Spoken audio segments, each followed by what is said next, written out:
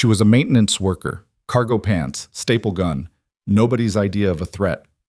Then a Navy SEAL laughed in her face, shoved his rifle into her hands, and told her to prove herself. She didn't argue, didn't flinch, didn't even blink. One shot, 1,200 meters. A broken bolt the size of a thumb, spinning inside a jammed mechanism nobody else could even see without a scope. The laughter died before the echo did. And when the general walked onto that range and pulled up her classified file, 24 years, Delta Force, call sign Valkyrie, every man standing there understood they had just made the worst mistake of their careers. If you're new here, subscribe now and follow this story to the end, because I promise you, it only gets more intense from here. Hit like, drop your city or country in the comments. I want to see how far this story travels. The desert didn't care what time it was.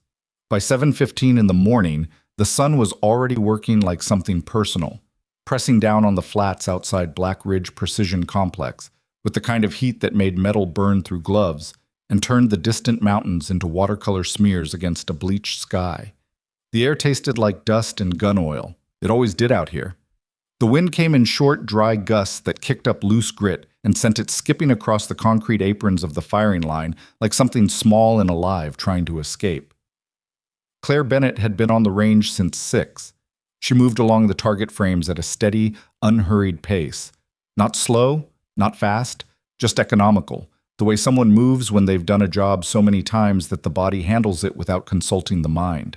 She wore faded olive cargo pants with a fraying belt loop on the left hip, a gray long-sleeve shirt with a small bleach stain near the collar she'd never bothered to replace, and steel-toed work boots that had seen 4 Arizona summers and showed every single one.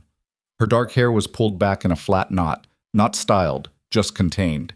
She carried a heavy-duty staple gun in her right hand and a roll of paper targets tucked under her left arm, and she worked her way down the line the same way she always did, left to right, frame to frame, checking the backing board for splintering before she pressed the target flat and drove 4 staples into the corners.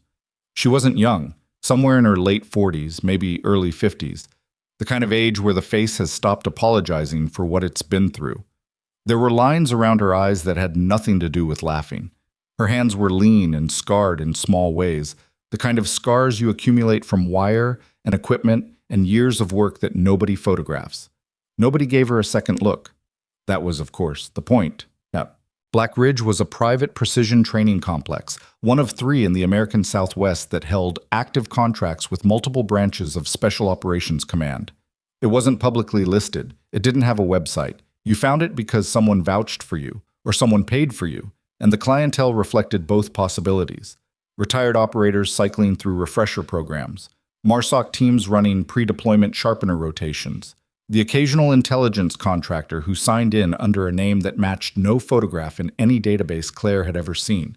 The staff who ran the facility day to day were former military, most of them running the administrative and instructional functions with the low-friction efficiency of people who understood how things worked without needing to be told twice.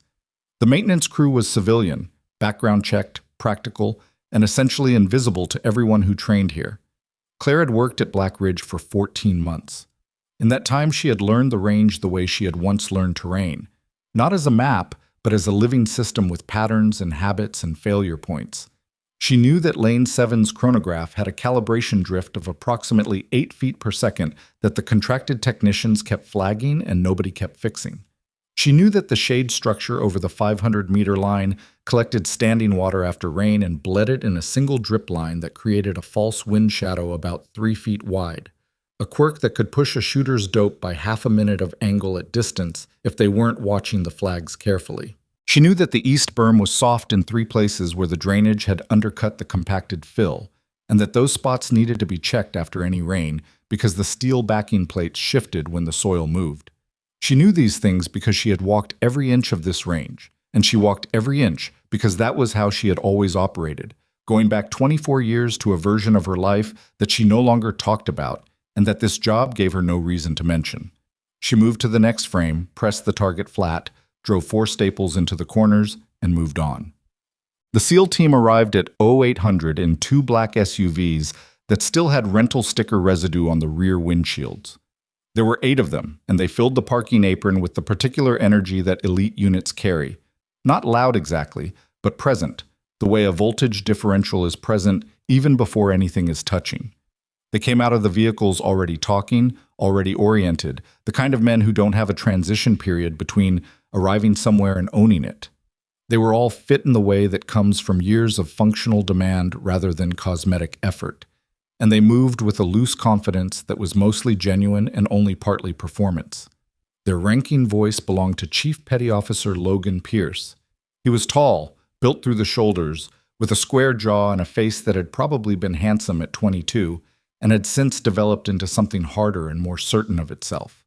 He'd done 3 combat deployments in 4 years, 2 in the Gulf region, 1 in a country whose name didn't appear in any public record, and his performance record was genuinely impressive. Marksmanship scores in the top 8% of his community, a commendation for a particularly difficult exfil under fire. A reputation among his teammates for reading wind at distance that they described in the specific, respectful shorthand of operators who don't say things they don't mean. He was also, unmistakably, a man who had stopped questioning his own assessments of situations and people. He came through the equipment bay first, scanned the layout without breaking stride, and began talking with his team in a voice pitched just loud enough to carry, not from rudeness, but because it had stopped occurring to him that other people in the space might have no interest in what he thought. He checked in with the range safety officer, signed the standard liability acknowledgement, collected his team's lane assignments, and led the way toward the firing line with the ease of someone who had done this in 100 variations at 100 facilities and found them all more or less the same. Claire was on her 3rd target frame when Pierce and 2 of his teammates drifted down toward the long-distance positions. She heard them coming before she saw them, boots on concrete transitioning to boots on compacted gravel, then the sound of a spotting scope being set up, the tripod legs clicking into position one by one. She didn't look up. She drove 4 staples and moved to the next frame. "Hey," Pierce's voice, about 12 feet behind her. "You with maintenance?" "Yes." "You're in our lane." She checked left, then right. The firing line was 40 meters behind them. She was standing at the target frames, well down range, doing exactly what the morning schedule called for her to do. "I'll be clear in about 4 minutes," she said. "We were hoping to start early." 4 minutes, she said again, and went back to work. There was a pause, the small social calculation of whether to push or let it go, and then Pierce turned to his nearest teammate and said something she didn't quite catch, and one of them laughed. She finished the last frame in 3 minutes and 40 seconds. The mockery started small, the way it always does. Pierce's team ran their first string while Claire moved along the backstop checking the berm. Standard procedure, looking for steel fragments, displaced sandbags, anything that had worked loose overnight. She worked 30 feet behind and to the left of the active lane, well outside any trajectory cone, and she did it without hurrying or looking up at the firing line. "What's she doing back there?" "No idea. Looking for something." "Treasure, maybe." Light laughter, not vicious. Just careless in the way that careless usually is, which is not innocent so much as unexamined. She found a section of rubber underlayment that had pulled a stake loose and reset it with her boot heel, pressing the steel stake back into the compacted earth until the rubber lay flat. 90 seconds. She moved on. "She's carrying a staple gun." "Yep. That's the most dangerous weapon on this range right now." Louder laughter, and Pierce's voice beneath it. Not the words, just the quality of his amusement, which was the kind that gives other people permission to keep going. She filed it, kept moving. That was the thing about this kind of attention. It required no response to escalate. It only required the absence of one. And Claire had made a career out of not providing responses that people were expecting, in contexts considerably more consequential than this one. Over the next hour, it built in the way small cruelties build when they encounter no friction. Each iteration slightly larger than the last, each one requiring slightly less justification from the person delivering it. Pierce's team settled into a rhythm of training punctuated by commentary about the maintenance worker who kept appearing at the edges of their lane. "You ever shoot?" one of the younger operators called toward her. She was maybe 40 feet out, repairing a frame where a previous shooter had driven staples through the wood grain and cracked the backing board. She looked up. Some. He said it with a grin. "Like recreational? 50 rounds of 9mm at a public range? That kind of some?" Different calibers, she said, and went back to the frame. Different calibers, he repeated, turning to his teammate with mock admiration. Very serious.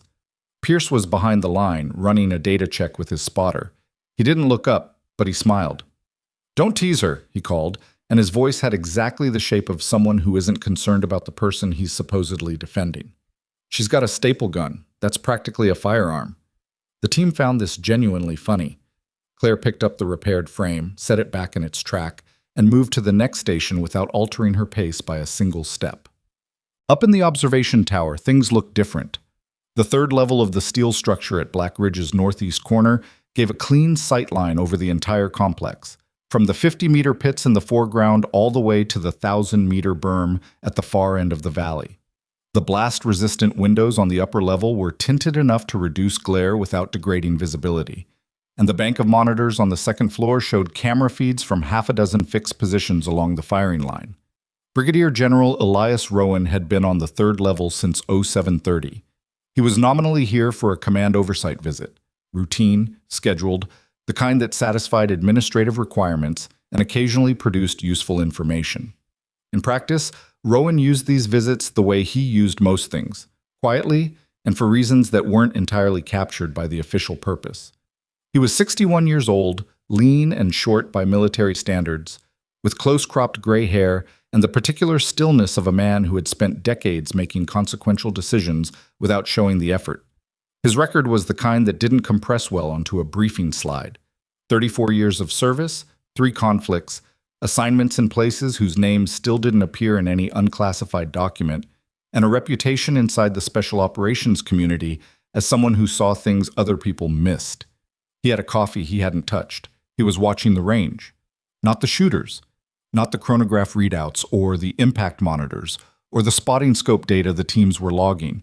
He was watching the maintenance worker moving along the target frames, and he had been watching her for the better part of 40 minutes. His aide, Captain Torres Dum, 29 years old, sharp, and 8 months into the particular education of working closely with Rowan, noticed the shift around 0900. The general had stopped tracking the scoring data. He was standing with his hands clasped behind his back, completely still, watching the woman below. Sir? Rowan didn't look at him. You see her, Torres? The maintenance worker? Watch how she moves. Torres watched. He wasn't immediately sure what he was supposed to see. She was carrying equipment. She was doing her job. She was moving from one target frame to the next at a pace that looked normal. Her balance, Rowan said. When she bends down to work at ground level, her center doesn't drop. Most people let it. You see it in the shoulders, a forward shift. She doesn't. She stays loaded. Torres looked again. She was resetting a stake with her boot heel. The motion was compact, definitive. Not a gram of wasted effort. Like she's expecting to have to move fast, Torres said. Like it's been 20 years since she wasn't. Torres said nothing, because he was learning that this was sometimes the right answer. Watch her eyes when she scans, Rowan continued. She's checking the berm in sections. Left to right, checks the overlap zones twice each time. That's not habit, that's not instinct. That is a specific trained search pattern, and she's running it automatically on a maintenance walk at a civilian training range in the middle of the desert. Torres watched her complete another section. Down on the firing line, Pierce's team sent another burst of laughter in her direction. She didn't react, didn't stiffen, didn't pause, didn't glance over. She just kept moving. Rowan's expression didn't change, but something in his eyes went colder, and he picked up the coffee he hadn't touched, held it for a moment, and set it back down without drinking. At 10:47, the moving target system failed. It happened mid-string, which was the worst possible timing. Pierce had been running an advanced exposure sequence on the automated rail system at the 1,000-meter line, a contractor-designed program that moved silhouette targets across a 40-meter arc at varying speeds, designed to simulate the fleeting target exposures that long-range snipers encountered in actual field conditions. The system was expensive, finicky in the heat, and maintained under a separate contract by a technical team who visited twice a month and left detailed logs that nobody read. What happened at 10:47 was a grinding metallic scream from the direction of the far berm, a sound that carried clearly in the dry desert air, metal on metal, hard and wrong, followed immediately by a mechanical snap and then silence. The stalled rail sat motionless over 1,000 meters away. The target silhouette hung at an odd angle. The operator at the control station ran 3 resets. Nothing. Pierce stood up from his shooting position and walked over. What happened? Readout says mechanical fault, not electrical. The operator shook his head. I can't clear it from here. Can someone go out? Adjacent lanes are still hot. So clear them. Kowalski, the range safety officer, former Marine Master Sergeant, 6 years running this facility, a man who had seen every category of problem a training range could produce, put both hands on the edge of the control station and looked like he was doing math he didn't like the answer to. I can clear the adjacent lanes, he said, but we're still looking at a 45-minute delay minimum before anyone can safely approach that assembly. And if the mechanism is seized, field repair on the 1,000-meter rail isn't a one-person job. Pierce had his spotting scope up. He studied the distant assembly for close to a minute. The whole housing's off angle, he said. Something locked the drive, rails torqued. He straightened up, already working through the problem the way he worked through most problems, by identifying the most direct route from current state to desired outcome. High-powered round into the drive housing. If the mechanism's seized, you break the housing, tension releases, rail resets. Kowalski looked pained. Chief, that assembly cost, I know what it costs. I also know we've got 12 operators standing here burning scheduled range time, while a 45-minute maintenance window turns into a 2-hour delay. What's the downtime cost on 12 Tier 1 operators? He looked at Kowalski steadily. Run that math. It wasn't an unfair argument. That was the frustrating part. Kowalski rubbed his face with one hand. If you crack the mounting plate, we're looking at a full system replacement. That's not a repair. That's a procurement action, 3 to 6 weeks. Then we don't crack the mounting plate. We're precise about it. Firing a 338 Lapua at a machine housing from 1,000 meters and calling it precise. Chief. It was one word. Everyone on the line looked up. Claire Bennett was standing about 15 feet away, near the edge of the lane. She hadn't moved from where she'd been checking a frame. She hadn't raised her voice. She'd said one word at a volume that was completely conversational, and somehow it had cut through everything else as cleanly as if she'd fired a round into the air. Pierce turned around slowly. You have something to add? The motor's fine, she said. He waited. The way it stopped. It didn't wind down. It snapped off hard. That's a mechanical lock, not electrical. And the rail angle isn't from the drive housing seizing. She was looking at the distant mechanism without any optical equipment. Just looking, at 1,000 meters, the way most people look at a clock on the wall across the room. The secondary bracket's retaining bolt sheared. Whole assembly rotated when the bolt went, maybe 3 degrees, maybe 4. The drive mechanism's trying to push a load that's no longer sitting in alignment with the rail geometry. It can't move because the geometry's wrong, not because anything's seized. Nobody said anything for a moment. You can see that from here, Pierce said. It wasn't quite a question. The shadow's wrong, she said. This time of day, that rail should be throwing a horizontal shadow on the berm backing. It's throwing it at an angle, 3-4 degrees off. She paused. The bolt head's still there, sheared, not gone. You can see the light catching it differently from the housing face. If someone puts a round through the remainder of the bolt, the spring tension in the rail assembly resets the alignment on its own. Mechanism comes back into geometry. Motor runs clean. Kowalski was very still. Pierce had gone quiet in a way that was different from his previous quiet. His previous quiet had been the quiet of a man deciding what to say. This was the quiet of a man recalculating. That's a 1,200-meter shot, he said, on a bolt head. Roughly, yes. And if you use too heavy a round, you transfer too much energy into the housing, crack the mounting plate, which is exactly what you do with a 338. She looked at his rifle, then at the suppressed 300 blackout on the bench. You'd want lower grain, something that fragments on impact rather than penetrating, transfers the energy to the bolt itself, not the housing behind it. Kowalski said very quietly, "She's right." Pierce looked at his RSO. "About the bolt," Kowalski said. "I've seen this failure mode before on the older rail systems. She's describing it correctly." The silence that followed had a different quality than any of the silences that had come before it. The laughter that had run underneath the morning like background noise was simply gone. Not faded, not quieted, but gone, as if it had never actually been real. Pierce looked at the woman. She was standing with her weight balanced evenly on both feet, staple gun tucked under her left arm, watching him with an expression that was neither challenging nor apologetic. She was just looking at him, waiting to see what he decided. He picked up the 300 blackout. He set it on the bench in front of her. "All right," he said. His voice was steady, and his face was arranged in something that was trying to be confidence. "Go ahead." It came out sounding more like a test than a dare. He hadn't intended that.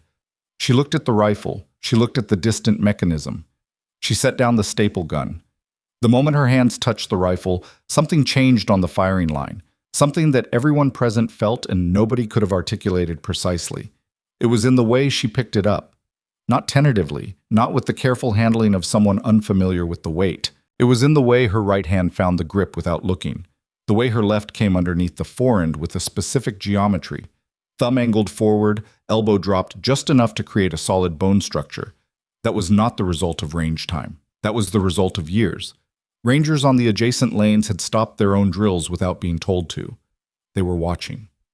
Pierce stood very still. She ran the action, checked the chamber, confirmed the round she'd asked for was loaded. Her hands moved through the sequence the way breathing moves, not performed, just occurring, the body completing a sequence it had internalized so deeply that conscious attention wasn't required. She knelt behind the bench without using the bipod that was already deployed. Set the forend across her left fist, adjusted fractionally, brought her cheek down to the stock. "Wind?" she said quietly, to no one in particular. Torres, up in the tower, had not blinked in 45 seconds. Kowalski said, 2 to 3, left to right, variable past the 700 mark. She made no adjustment that anyone could see. Her breathing slowed. Not a performance, just the particular stillness of a body that has learned to become a platform. She was in the scope for less than 3 seconds. The shot broke clean. The suppressor absorbed most of the report, leaving a sound like a single hard hand clap in the open air. And then nothing. For 4 long seconds, nothing happened at the 1,000-meter line. Then Pierce heard it, a sharp metallic clang that carried across the desert flats, surprisingly clear, a mechanical snap, and then the smooth, continuous hum of the target drive system resuming operation. The stalled silhouette began to move. It rolled along the rail as if nothing had ever been wrong with it. Kowalski exhaled through his teeth. One of the younger operators said something under his breath that wasn't a word. Pierce stood at the line and looked at the moving target and said nothing at all. Claire unloaded the rifle. She ran the action to confirm the chamber was clear, set the safety, and placed the weapon back on the bench with the ejection port facing up. "Your weapon is clear," she said quietly. She picked up her staple gun. She turned to walk back to the frame she'd been working on when the drive system failed. And from the observation tower, 61 years old, 34 years of service, a man who had personally recommended 6 operators for the Medal of Honor and signed 3 of those recommendations from a forward position under fire, Brigadier General Elias Rowan picked up his radio and spoke 2 sentences to his aide. "Pull the personnel archives. Search under the name Claire Bennett." He paused. "Use the classified tier." The radio crackle from Rowan's transmission lasted less than 4 seconds. Torres copied it, turned away from the tower window, and had his laptop open before the general had finished speaking. The classified personnel archive system ran on a separate network, air-gapped from the facility's standard infrastructure, requiring a 2-factor authentication sequence that took 90 seconds to complete, even when everything worked correctly. Torres ran it without being told twice. He typed the name, hit enter, and waited. Below, on the firing line, nobody had moved. That was the thing that struck Torres when he glanced back through the window. Not the shot, which he was still processing, but the stillness that had settled over 8 Navy SEALs, like something had physically pressed them into place. Pierce was standing at the bench with his hands at his sides. He was looking at the moving target, which was rolling smoothly along its rail 1,000 meters away, as if the last 10 minutes had been a minor inconvenience rather than a technical impossibility. His teammates had formed a loose cluster behind him, not gathered intentionally, but drifted together the way people do when something has happened that requires proximity to process. Claire was already back at the target frame she'd been working on before the drive system failed. She had the staple gun out. She was pressing a fresh target flat against the backing board, checking the corners, working from left to right. Pierce turned around. He looked at her for a long moment. She didn't look back. He picked up his rifle, checked the chamber out of habit, and set it back down. Then he walked toward her. Kowalski watched him go and made no move to follow. Well, Pierce stopped about 8 feet away from her. She was driving staples into the top right corner of the target, and she finished the sequence before she acknowledged him, not from rudeness, just from the evident position that the task had a correct completion point and she was going to reach it. She turned around. "Good shot," he said.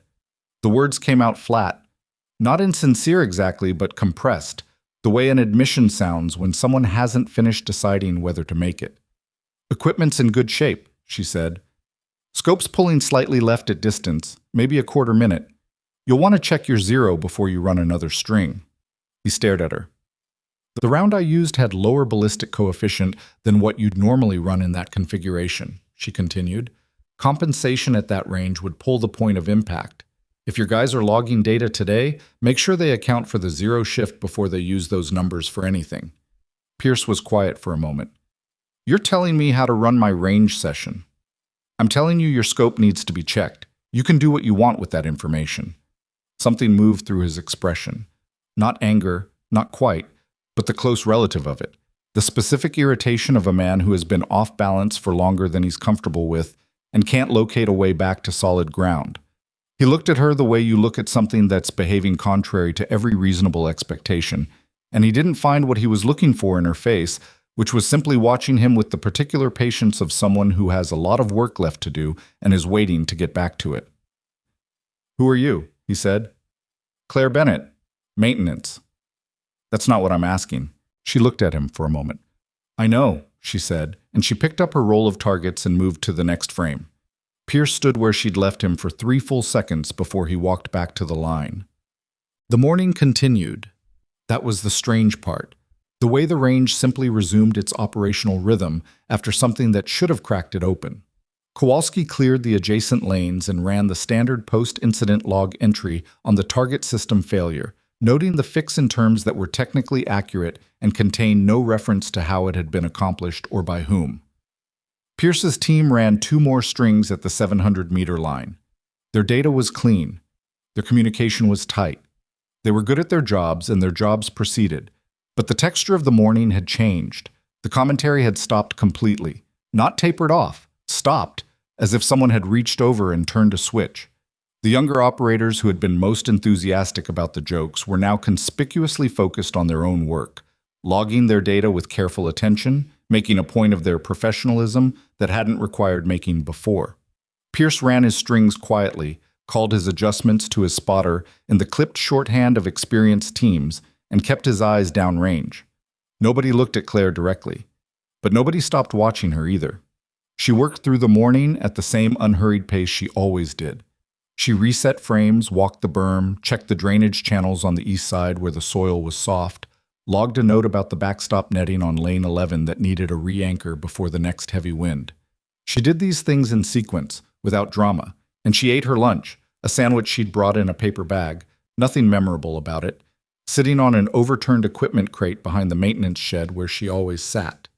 Kowalski came by at 12:30. He didn't sit down. He stood with his hands in his pockets and looked at the mountains for a moment before he said anything. "You doing okay?" "Fine," she said. "The SEAL team?" "It's fine, Kowalski." He nodded slowly. He was a big man, former 1st Marines, had done 2 tours in places that had rearranged his perspective on what constituted a serious problem. He had a way of standing that was very still and a way of listening that was very complete, and he'd worked alongside Claire for 14 months without asking her very much about herself, partly because the facility's culture didn't encourage that kind of inquiry, and partly because he had formed a private assessment of her that he kept to himself. "That was a hell of a shot," he said quietly. "Bolthead was in a good position," she said. "Wind cooperated. 1 shot, 1,200 meters, unsupported. 1180, roughly. The laser rangefinder on the control station was reading 1160 when I checked it this morning, and that's usually about 20 meters short." She took another bite of her sandwich. "Wind only cooperated for about a second and a half. I got lucky with the timing." Kowalski looked at her for a long moment. You don't want to talk about it. Nothing to talk about. He nodded again, looked at the mountains one more time, and went back to the control station.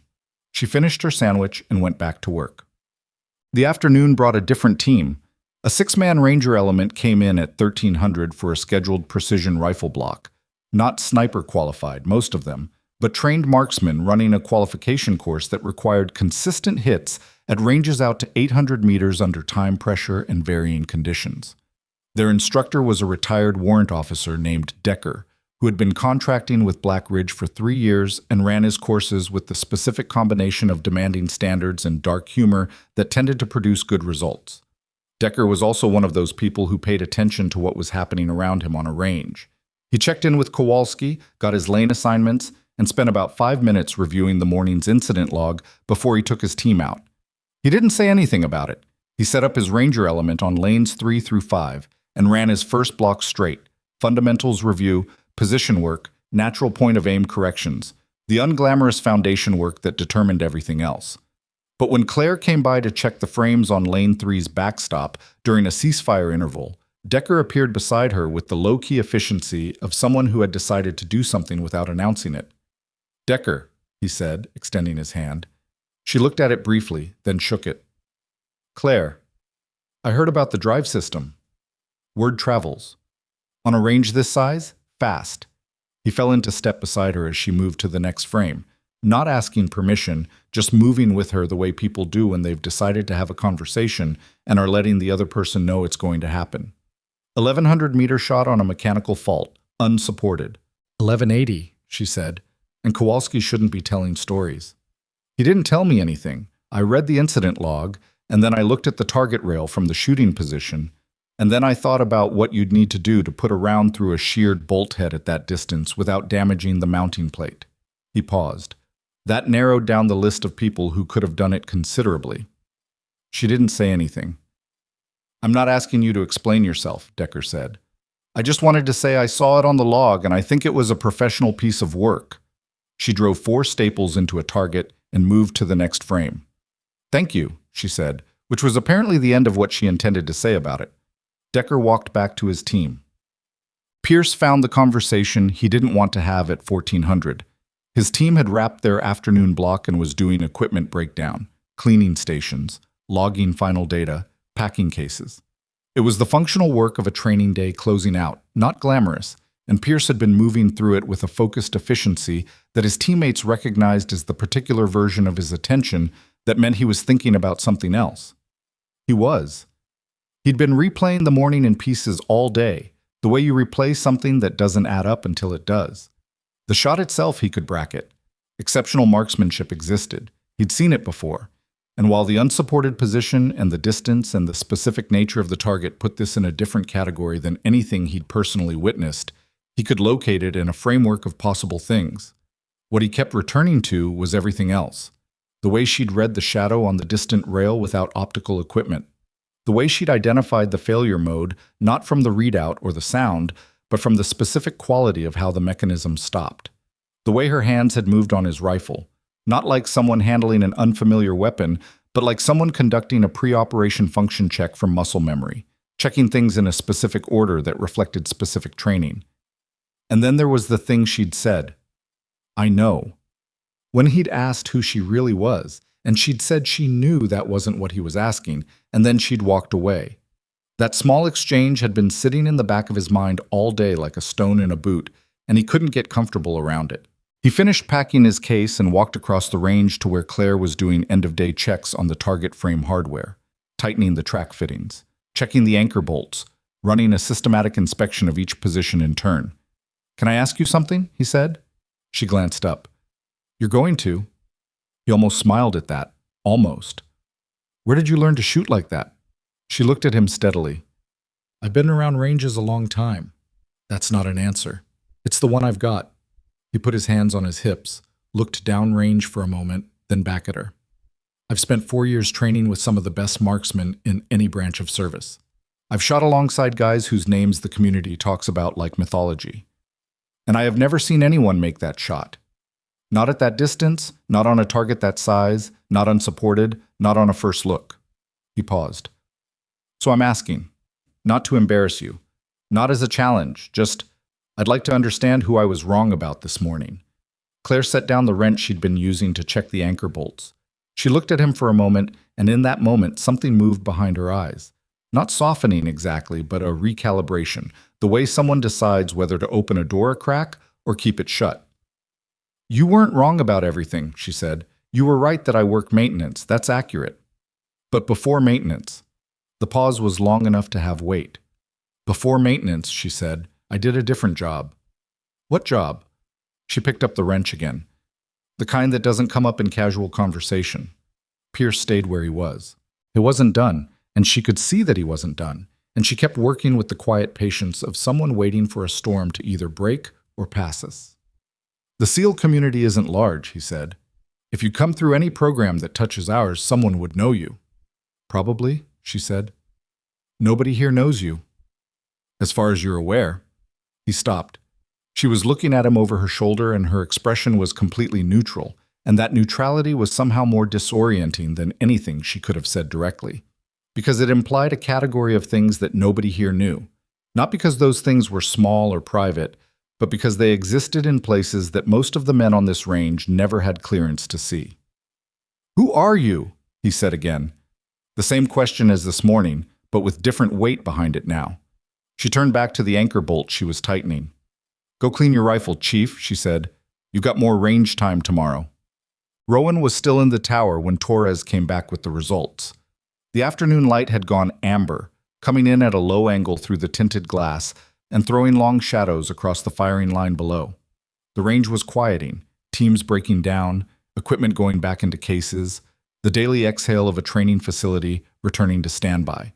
Rowan had spent the afternoon doing what the visit officially required, reviewing contract documentation, taking a briefing from the facility director on the upcoming quarterly schedule, sitting through a 20-minute presentation on infrastructure improvements that needed funding approval.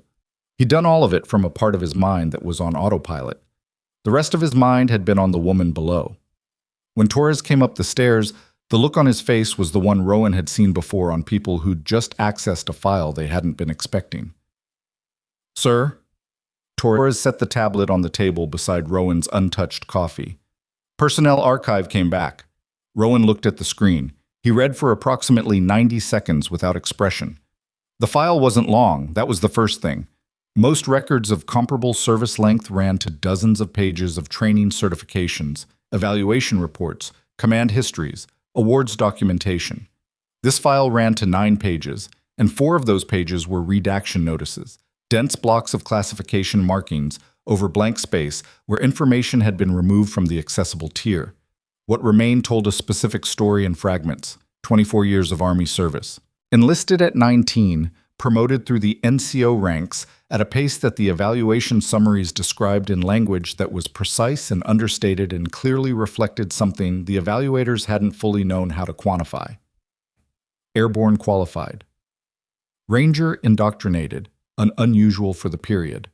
And then, at the 10-year mark, a transfer to a unit whose designation appeared in the file as a string of administrative code that Torres hadn't recognized but that Rowan knew immediately. He'd written 3 assignments to that unit himself over the course of his career. The designation belonged to 1st Special Forces Operational Detachment Delta. After that transfer, the record became sparse in a way that was itself informative. Deployment records replaced by classification notices, evaluation reports replaced by summary assessments from commanders whose own names were redacted, awards listed by category without citation because the citations existed only in compartmented files that this tier of archive access couldn't reach. Silver Star. The citation was a blank block with a top-secret/SCI header. Distinguished Service Cross. Same. 2 Purple Hearts, both noted as wounds received in unspecified operational environments. Call sign, listed in the administrative summary that all Special Operations personnel carried regardless of classification, Valkyrie. 17 years in Delta Force. Senior Instructor, Advanced Marksmanship Program. Final rank, Sergeant Major. Medical retirement 14 months ago. Reason, listed as service-connected injuries, details classified. Rowan set the tablet down. He looked out through the tinted window at the range below, where Claire Bennett was finishing her end-of-day inspection of the target frame hardware, moving from one position to the next with that same unhurried economical pace, checking each fitting in sequence, logging nothing because she carried it all in her head. "Sir?" Torres said quietly. "She trained—" "I know who she trained," Rowan said. His voice was flat and certain. "I've met two of them. I recommended one of them for his second star." He picked up the tablet again, looked at the call sign. Valkyrie. He'd heard that name exactly once before, in a briefing room that no longer officially existed, in reference to a series of operations that had gone so far into the classified tier that even Rowan had only seen the summary assessments. He hadn't been told the identity of the instructor who had trained the element involved. He hadn't needed to know. He knew now. "Get my vehicle ready," he said. Torres was already moving toward the stairs. Rowan took one more look at the firing line below. Pierce was at the cleaning station, breaking down his rifle with the systematic efficiency of someone who'd done it 1,000 times. He was working quietly, without his usual commentary, and something about his posture, the slight forward curve of his shoulders, the way he was keeping his eyes on his own hands, told Rowan that the morning had gotten into him in a way that simple embarrassment didn't fully explain. Good, Rowan thought, not unkindly, just accurately. He picked up his cover, straightened it, and walked toward the stairs. The sun hit the horizon at 1812 and turned the desert the color of a banked fire, deep orange, fading to red at the edges, the mountains going purple-black in silhouette, the range complex casting long shadows across the flats. The temperature dropped 12 degrees in 20 minutes the way it always did in the high desert, the heat bleeding out of the air as fast as it had arrived. Claire was at the equipment shed doing final inventory when she heard the vehicle. She didn't look up immediately. Vehicles came and went from this facility all day, and the sound of tires on the access road at end of day was unremarkable. She finished the count she was in the middle of, 12 target rolls, 4 backing board replacements, 2 staple gun cartridges, logged it in the notebook she kept in her left cargo pocket, and then looked up. The black government sedan had parked near the main building. The man who got out was short, gray-haired, moving with the particular economy of someone who has been in uniform for so long that the posture has become structural rather than performed. He was wearing a service uniform she could read from 40 meters, and the stars on his shoulders she could read from 60. She closed the shed. She was aware that her hands were completely steady, and she made no particular decision about that, the same way she made no particular decision about breathing. The general was walking in her direction. Behind him, his aide trailed at a respectful distance, holding a tablet, watching everything. Rowan stopped 8 feet away. He looked at her the way he'd been looking at her all day from the tower, the specific attention of someone who has been watching long enough to see past the surface presentation to the thing underneath. He didn't look at her cargo pants or her bleach-stained shirt or the staple gun tucked under her arm. He looked at her face and at her hands and at the way she was standing. Neither of them spoke for a moment. "Sergeant Major Bennett," Rowan said. The name, her real name in the correct context, landed in the desert air between them with a weight that 14 months of maintenance work had almost let her forget. Almost. She looked at him steadily. "I'm not active, sir." "I know." He held her gaze. "You haven't been for 14 months. She said nothing.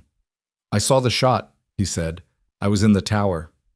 The evening wind moved through the range equipment, setting the wind flags rustling against their poles, carrying the smell of gun oil and hot metal and the distant dust of the flats. "The drive system needed fixing," she said. "That's one way to describe it."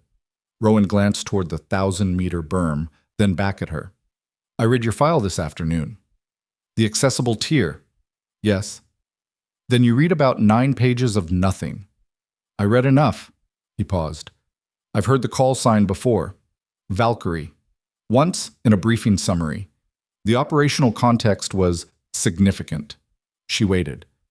"I didn't know who it belonged to," he said. "Until today." The sun was fully below the horizon now, the sky going deep blue at the zenith and holding orange only at the very edge of the mountains. The range lights clicked on automatically. The facility perimeter floods, the building lights, the faint red glow of the safety indicators along the firing line. Pierce's vehicle was still in the parking area. She could see it from where she stood. "What do you want, General?" she said, not disrespectfully, Just directly, the way people speak when they've spent enough years in environments where directness was a survival requirement. Rowan looked at her for a long moment. Right now? He said. Nothing. I wanted to see you up close. He paused. I've spent 34 years in this work. I've seen a lot of things on ranges, a lot of skilled people doing skilled things. Another pause, shorter. What you did this morning was in a different category. She held his gaze and didn't deflect it, but she didn't accept it either, just received it the way you receive weather, acknowledging it without letting it change your plans. The shot was conditions dependent, she said. Wind held for a second and a half. If it had gusted at the break, I'd have missed the bolt head and hit the housing. But it didn't. No. Because you read the wind correctly. She didn't answer that. Rowan nodded once, slowly, the way a man nods when he's received confirmation of something he already knew. Get some rest, Sergeant Major, he said. He turned and walked back toward the sedan. She watched him go. His aide fell into step beside him, and she caught a fragment of what Torres said.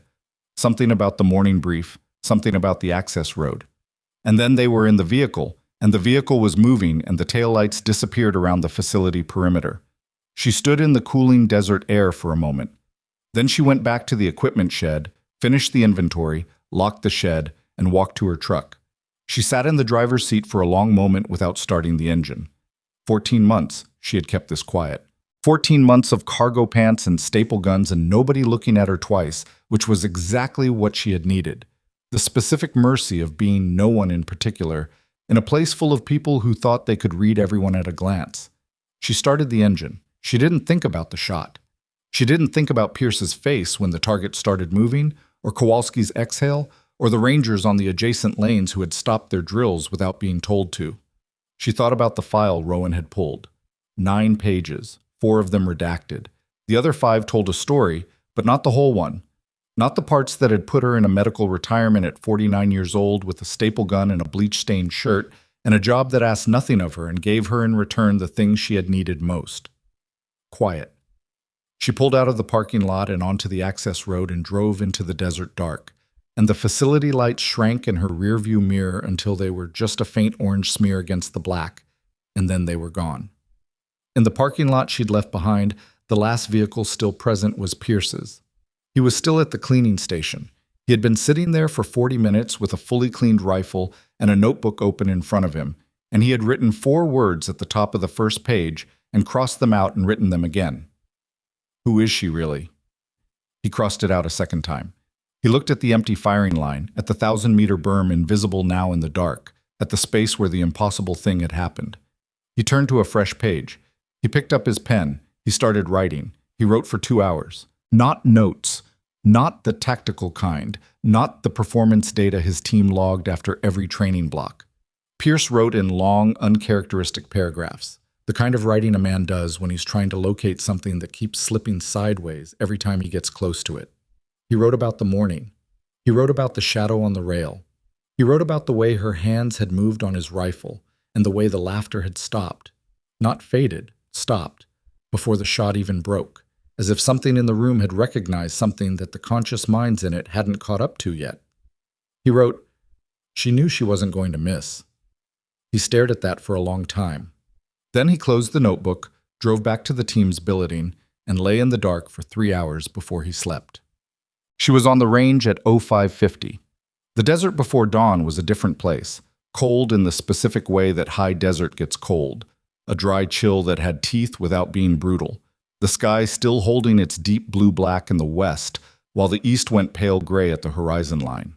The range lights were still on, amber floods casting long, flat shadows across the concrete aprons. Nobody else was here yet.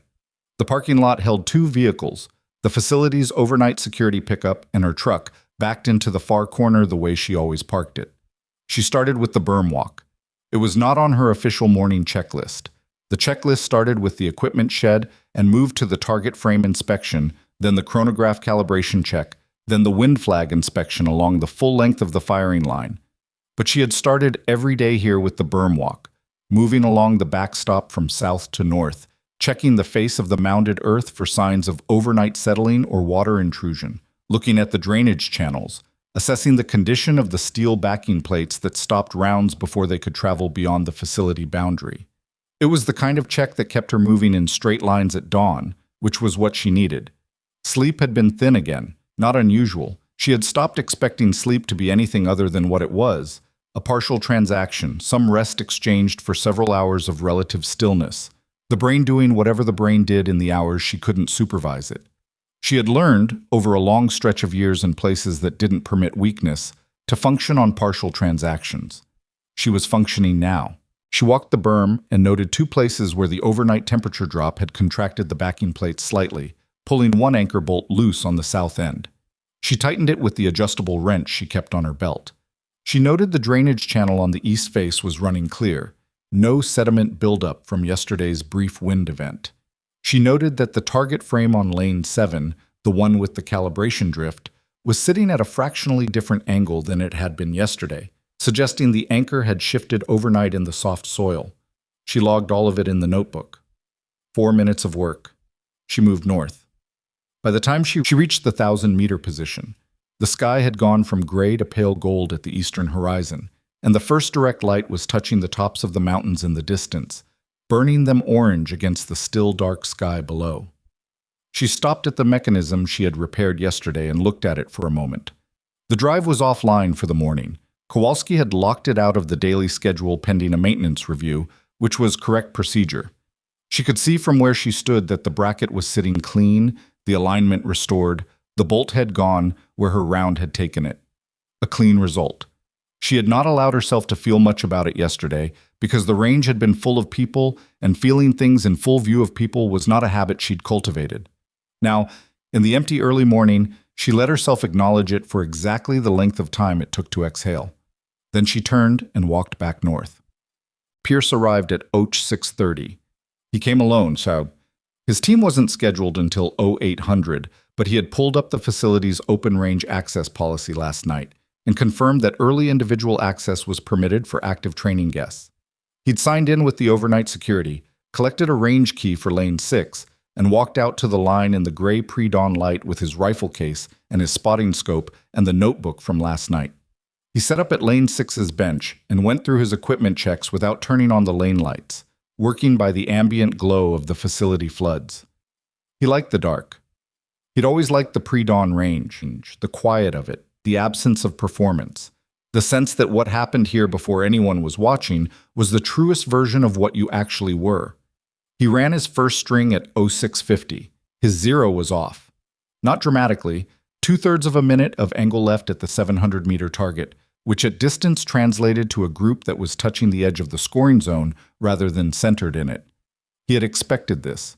She had told him, and he had checked, and the data confirmed what she'd said. He made the correction. 3 clicks right on the elevation turret, 1 click right on the windage, and ran a confirmation string, centered. He logged the adjustment, noted the previous zero data for reference, and kept shooting. By 0715, he had run 4 strings, and his groups were where they should be. I was working on something specific. A trigger control drill his instructor had given him 3 months ago that he had not yet internalized the way he needed to. A specific timing issue with his index finger that appeared under fatigue conditions and disappeared when he was rested, which meant it was going to be exactly wrong at the moment it mattered most. He'd been after this problem for 3 months, and he hadn't solved it yet. He ran the drill. Your trigger finger's moving before your exhale's complete. He did not flinch. He was reasonably proud of that.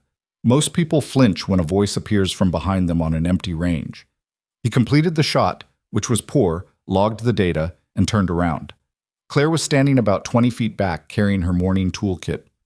I know, he said. It's getting worse under load, not better. I know that too. She looked at the target downrange. What's the drill? Extended pause before the break, trying to reset the timing. She set her toolkit down. She walked to the bench and looked at his position. The way he was set up, the geometry of his natural point of aim, the position of his support hand under the forend. Your support hand's too far forward, she said. He looked down. That's standard forend position for this platform. Standard for assault application. You're doing precision work. Move it back 6 inches, you'll get better bone support on the forend and less muscle tension in the shoulder. Less tension means the trigger finger doesn't anticipate the break. She paused. Try it. He looked at her for a moment, then he adjusted his hand position. He ran the drill.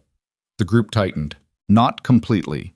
The timing issue was still there, would still be there until he'd run this specific adjustment a few thousand times and let it settle into the place where reliable things live. But the group tightened measurably, and the shots that had been pulling left under fatigue were pulling less. He turned around again. How long have you been watching? Since your second string, she said. I was doing the berm walk. You could have said something. I wanted to see if you'd find it yourself. And? You weren't going to, she said. Not cruelly, just factually, the way a doctor delivers a reading.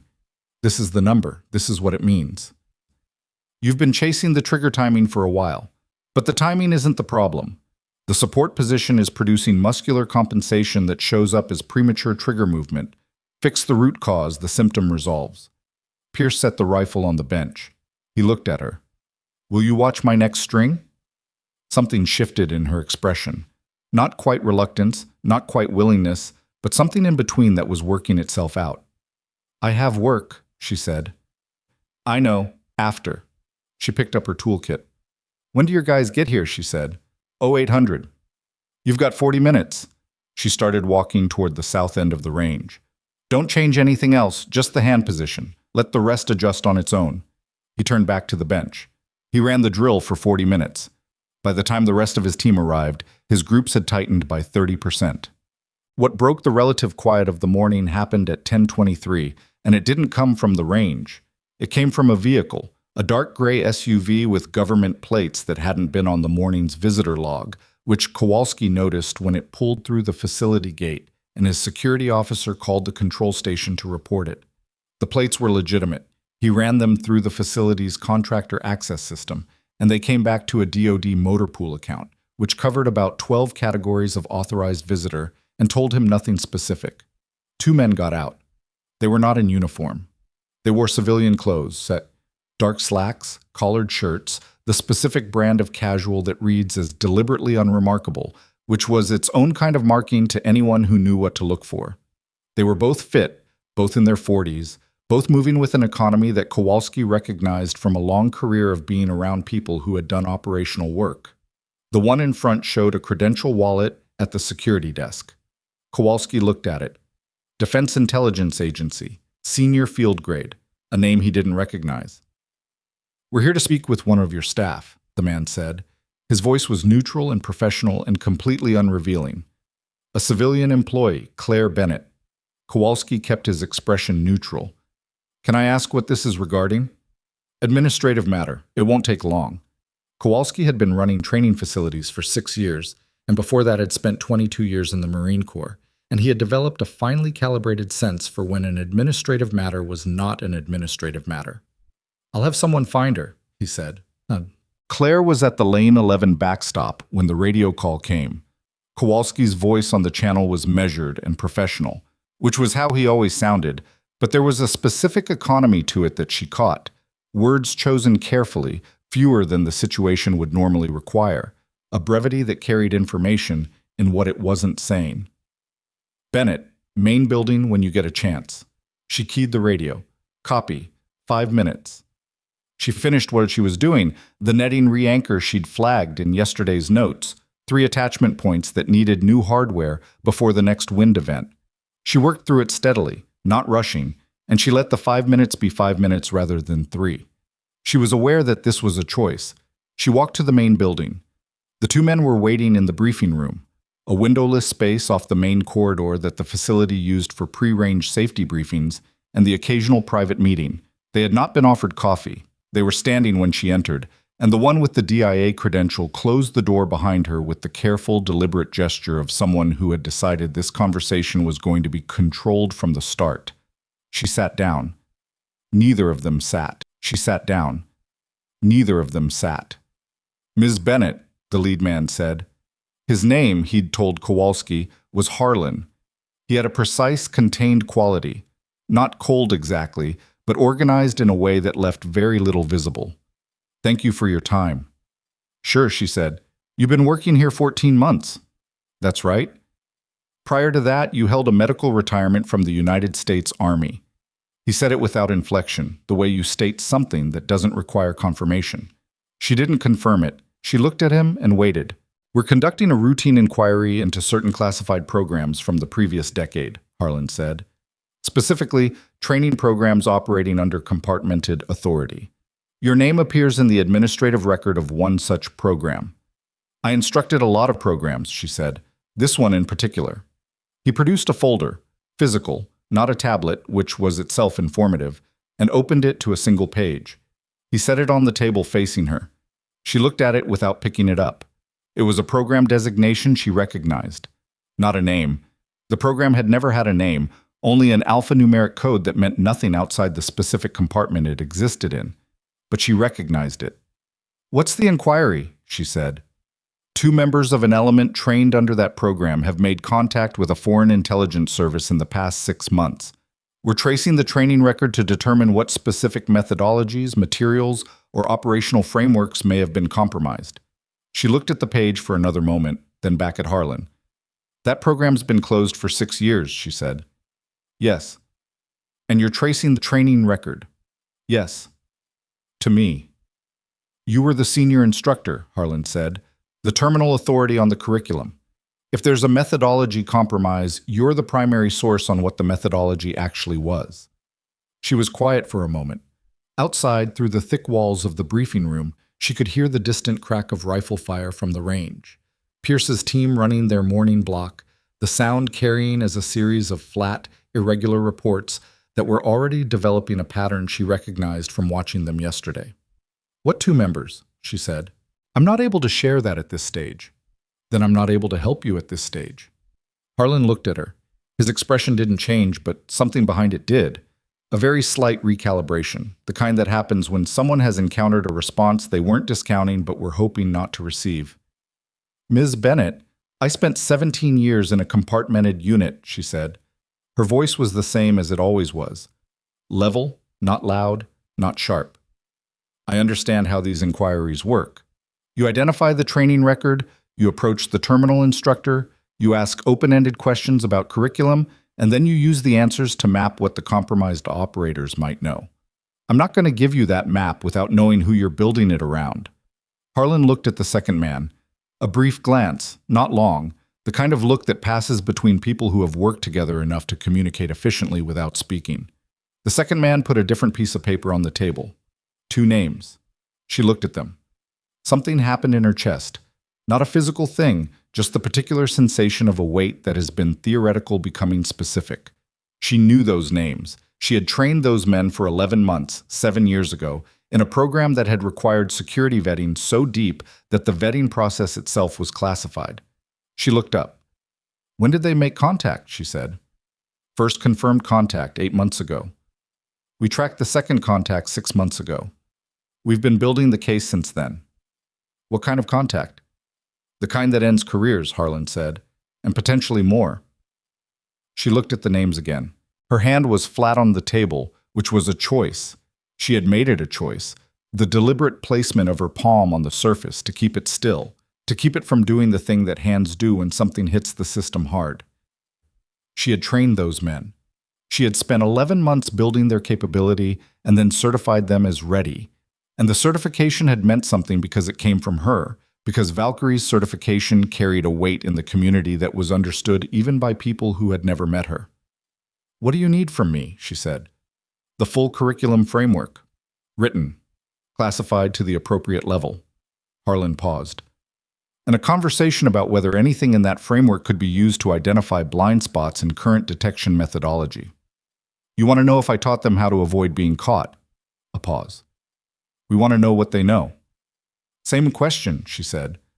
Harlan said nothing. She thought about it for exactly as long as she needed to, which was not very long, because the decision was not actually complicated. It was uncomfortable. It had the specific weight of being forced back into something she had walked away from with both hands intentionally empty. But it was not complicated. I'll need a full read-in on the current case status, she said. Not a summary. The case file. That's non-negotiable, she said. I'm not writing a curriculum framework for a ghost inquiry. I need to know what they've already done with what I taught them before I tell you what I taught them. Harlan looked at her for a long moment. That'll take 24 hours to arrange, he said. Then come back in 24 hours, she said. She stood up. And next time call ahead. I'll make sure the schedule's clear. She walked to the door. Miss Bennett, Harlan said. She stopped, didn't turn around. The program you instructed, the operators you trained. His voice had lost some of its organized flatness. Not much, but enough. How many? She thought about it. Over 17 years, she said. 112. She opened the door and walked out. Kowalski was waiting in the corridor. He fell into step beside her without asking, which was correct. The briefing room had no windows and no external audio monitoring, but the facility had a security protocol that required him to remain proximate whenever DIA or similar agencies conducted on-site interviews with his staff, a protocol established after an incident 3 years ago that he didn't discuss. He waited until they were outside, in the open air of the equipment yard, before he said anything. Everything okay? He said. Fine. They didn't look like an administrative matter. They weren't. He didn't push it. They walked toward the target maintenance shed, and she unlocked it, and she stood inside for a moment looking at the inventory without really seeing it. I might need to take a few days, she said. Kowalski looked at her. Not immediately, maybe next week. She turned around. I'll give you enough notice to arrange coverage. Okay, he said. And Kowalski. I didn't see them come in, he said. I didn't hear the conversation. I have no record of a non-scheduled visit this morning. She looked at him. You've been here 6 years, she said. 7 in March, he said, and walked back to the control station. Pierce's team broke for lunch at 1200. He was in the middle of his post-session data review when he saw the gray SUV leave through the main gate. He noted it. Government plates, 2 occupants, neither of them Rowan or Torres. He noted the time. He noted that Claire was not in her usual lunch position on the overturned crate behind the maintenance shed. He finished his data review. At 12:20, he walked to the control station. Morning went well, he told Kowalski. Group consistency improved significantly. We'll run the moving target sequence this afternoon if the system's been cleared. Cleared as of 0900, Kowalski said. New bracket assembly. You're good to go from 1300. Copy. Pierce paused. He looked at the visitor log on the counter. It showed no non-scheduled entries for the morning. Quiet morning? Kowalski looked at the log. Pretty standard. Pierce looked at him for a moment. Right, he said, and walked out. He found Claire at the Lane 11 backstop, finishing the netting anchor work she'd apparently started before whatever had pulled her inside and returned her here with a specific set to her jaw that hadn't been there this morning. She was driving anchor hardware into the backstop frame with a rubber mallet, working methodically, and the rhythm of it had something in it that wasn't about the netting. He stopped about 10 feet away. Who were they? He said. She didn't stop working. Who were who? The gray SUV, government plates, 2 men, neither of them in uniform. She drove the last anchor point home and set the mallet down. Administrative matter, she said. Kowalski used those exact words. Then Kowalski summarized it correctly. Pierce looked at her. She was checking the netting tension, working along the re-anchored section, and she wasn't looking at him, but she was aware of him in the specific way that people are aware of things that are in their space without being threats. Cataloged, positioned, assessed. Something shifted this morning, he said. Range looks the same to me. Not the range. He paused. You. She stopped checking the netting. She didn't turn around immediately. She stood with her hand on the netting material, and he could see the small tension across her shoulders. Not much, just a slight change in the line of them, the kind of thing you learn to read after enough time watching people who controlled everything else. She turned around. What do you want, Chief? She said. I want to understand what's happening, he said. Yesterday you were... I thought I knew what yesterday was. An embarrassment. A lesson about assumptions. I could put that in a box and carry it. But today you had a meeting with people who don't advertise what they do, and now you're out here hitting things with a mallet, and something in this facility has shifted in a way I can't fully read. She looked at him steadily. Can you read it at all? She said. He thought about it. Something from your previous life has followed you here, he said. She didn't confirm it. She didn't deny it. She reached down and picked up the mallet and set it back in her toolkit. 14 months, she said mostly to herself. Then she looked at him. How long have you been in? 9 years? How many deployments? 3. 2 Gulf rotations. 1. He paused. 1 I don't specify the location of. Right. She picked up her toolkit. You've been doing this for 9 years, and there are already things from your operational history you carry that you don't set down. Things that found their address and filed themselves there permanently. She looked at him directly. Multiply that by 17 years and double the classification level, and then try to imagine what quiet looks like from the other side of it. He didn't have an answer for that. I'm not in danger, she said. Nobody is. It's a paperwork problem from a long time ago, and it'll take a few days to resolve. She started walking toward the next maintenance position. Go run your afternoon session. Your guys have been working hard. The moving target system's been cleared for use. He stood where she'd left him. He watched her walk away. Then he picked up his radio and called his team in from lunch, and he walked back to the range, and he ran his afternoon session with the precise professional competence that was genuinely his, and he did not allow himself to be distracted by the things he was thinking about. He allowed himself to be distracted by them for exactly 3 seconds at a time, which was a technique he had developed for operational environments, and which was only partially successful here. Rowan's second call came at 14:30. Torres took it on a secure line in the vehicle, parked outside the hotel where the general's visit team was billeted. He listened for 2 minutes, confirmed receipt, and ended the call. He walked upstairs and knocked on Rowan's door. The general was in civilian clothes, khakis, a plain-collared shirt, reading glasses that he wore for work, and refused to acknowledge socially. He was at the small desk with 3 printed documents spread in front of him. He looked up when Torres came in, and he read something in his aide's expression that made him set down his reading glasses before Torres said anything. What is it? Rowan said. The DIA visit to Black Ridge this morning, Torres said. I ran the credential through the personnel system after you flagged the vehicle on the access log. Rowan waited. The credential is legitimate. The inquiry is legitimate. But the timeline, Torres paused. The case they're running, the training program they're investigating. It's connected to a series of operational compromises that have been under review for 6 months, and the investigative file has a flag on it from the Counterintelligence Division. What kind of flag? The kind that means the case is more than an administrative review of a training record. Torres paused again. Sir, the DIA inquiry isn't about what Bennett taught. It's about whether the compromised operators can be used to locate her. Rowan was very still. Locate her, he said. The 2 operators who made contact with the Foreign Service. The foreign handler is trying to reconstruct a training methodology, specifically the curriculum framework from the program Bennett ran. But that's a secondary objective. Torres met the general's eyes. The primary objective, according to the counterintelligence flag, is identifying the location and current status of the program's senior instructor. The room was quiet for a moment. Through the window, the desert afternoon was bright and cloudless and indifferent. Someone wants to find her, Rowan said. Yes, sir. And the DIA visit this morning. Legitimately cleared personnel running a legitimately sanctioned inquiry, but the case file has been accessed by parties outside the sanctioned investigative team, twice, in the past 2 weeks. Rowan stood up. He picked up his reading glasses, folded them, set them in his shirt pocket. Get the vehicle, he said. Sir, I should note, she may not welcome. Get the vehicle, Torres. Torres got the vehicle. Sit. She was doing the end-of-day berm walk when the black sedan came through the gate for the second time. She heard it before she saw it.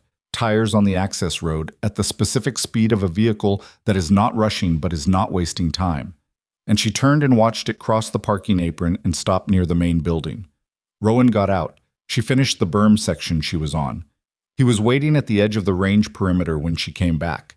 He was standing with his hands at his sides, not in uniform, and the civilian clothes made him look somehow more himself, like the rank was a notation in a file rather than a description of a person. And the person was this, a lean, gray-haired man standing in the late afternoon desert light, with a specific expression on his face that she had seen before on people who were about to tell her something she needed to know and hadn't wanted to have to tell her. She stopped in front of him. The DIA visit this morning, she said. You already know. I suspected. Tell me I'm wrong. "You're not wrong," he said. The wind came through the range, rattling the target frames, pressing the wind flags flat for a moment, and then releasing them. "The case file's been accessed," she said, "twice, by parties outside the sanctioned team." "My location?" "Yes." She looked at the mountains. The late sun was doing what it did at this hour, burning the ridgeline orange, pulling long shadows across the valley, making the desert look like a place from a different era. She had always liked this time of day here, the quiet of it, the way the heat released and the air came back to something close to bearable. She was aware that the quiet had a specific duration, and that duration had now been specified. "How long have I got?" she said. "Unknown. The counterintelligence team is moving to contain the breach, but you're here instead of them." "I'm here instead of them," he said, "because you deserve to hear it from someone who isn't reading your location out of a file." She looked at him. He held it. 14 months, she said very quietly. "I know." She looked back at the mountains. From the range behind her came the last sounds of Pierce's team wrapping their afternoon session. Equipment going into cases, voices in the clipped shorthand of men finishing a professional day, someone's boots on the concrete of the firing line. Normal sounds. The sounds of a place that existed entirely in a world she had been living in for 14 months. A world with a staple gun and cargo pants and nothing that anyone wanted to take from her. She exhaled. "Okay," she said. "Okay," Rowan said, and waited. "I'm going to finish my end-of-day rounds," she said. "I'm going to lock the equipment shed. I'm going to do the inventory." She paused. "And then I'm going to need a secure line and a full read-in on the case file. Not Harlan's version, the actual file." "I can arrange that. Tonight." "Tonight," he said. She looked at him one more time, a direct, assessing look, the kind that she had been giving people her entire adult life to determine whether they were telling her what they knew or what they thought she wanted to hear. Whatever she found in his face appeared to satisfy the assessment. She turned and walked back toward the equipment shed. Behind her from the range, Pierce's voice carried across the open ground. He was running his team through debrief, calling adjustments, his voice carrying the confident precision of a gifted operator doing what he was trained to do. She heard it without turning around. She unlocked the shed. She began the inventory. Her hands were steady, and she made no particular decision about that. And outside the small shed, the desert held its long, complicated silence. And somewhere in a case file in a system she hadn't accessed in 14 months, someone had been searching for her name, and they had found it. And the quiet she had built around herself so carefully was about to become something else. She counted the target rolls. 12. She wrote it in the notebook. She moved on. The inventory took 11 minutes. She logged every item with the same handwriting she always used.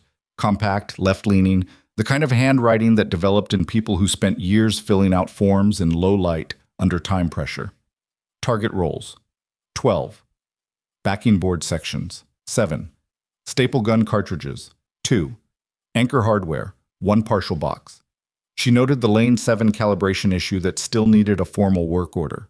Noted the soft soil conditions on the east berm. Noted that the shade structure over the 500-meter mark would need its drainage channel cleared before the next weather event. She closed the notebook. She locked the shed. She walked to her truck, put the toolkit in the bed, and sat in the driver's seat for a moment with her hands on the steering wheel. Then she drove to the main building. Rowan was in the facility director's office, a room that the director, a retired full colonel named Marsh, had vacated without requiring much persuasion once Rowan had made a single phone call. It was a functional space, a desk, 4 chairs, a wall-mounted monitor that was currently dark, and a secure terminal in the corner that Torres had spent 20 minutes connecting to the facility's encrypted network backbone. The terminal was active when she came in. Rowan was standing, Torres was at the terminal. Neither of them had coffee, which told her the 24 hours since Rowan's first visit had been the kind of 24 hours that doesn't leave room for coffee. She sat down across from the desk. "The case file," she said. Torres turned the monitor so she could see it. She read for 12 minutes without speaking.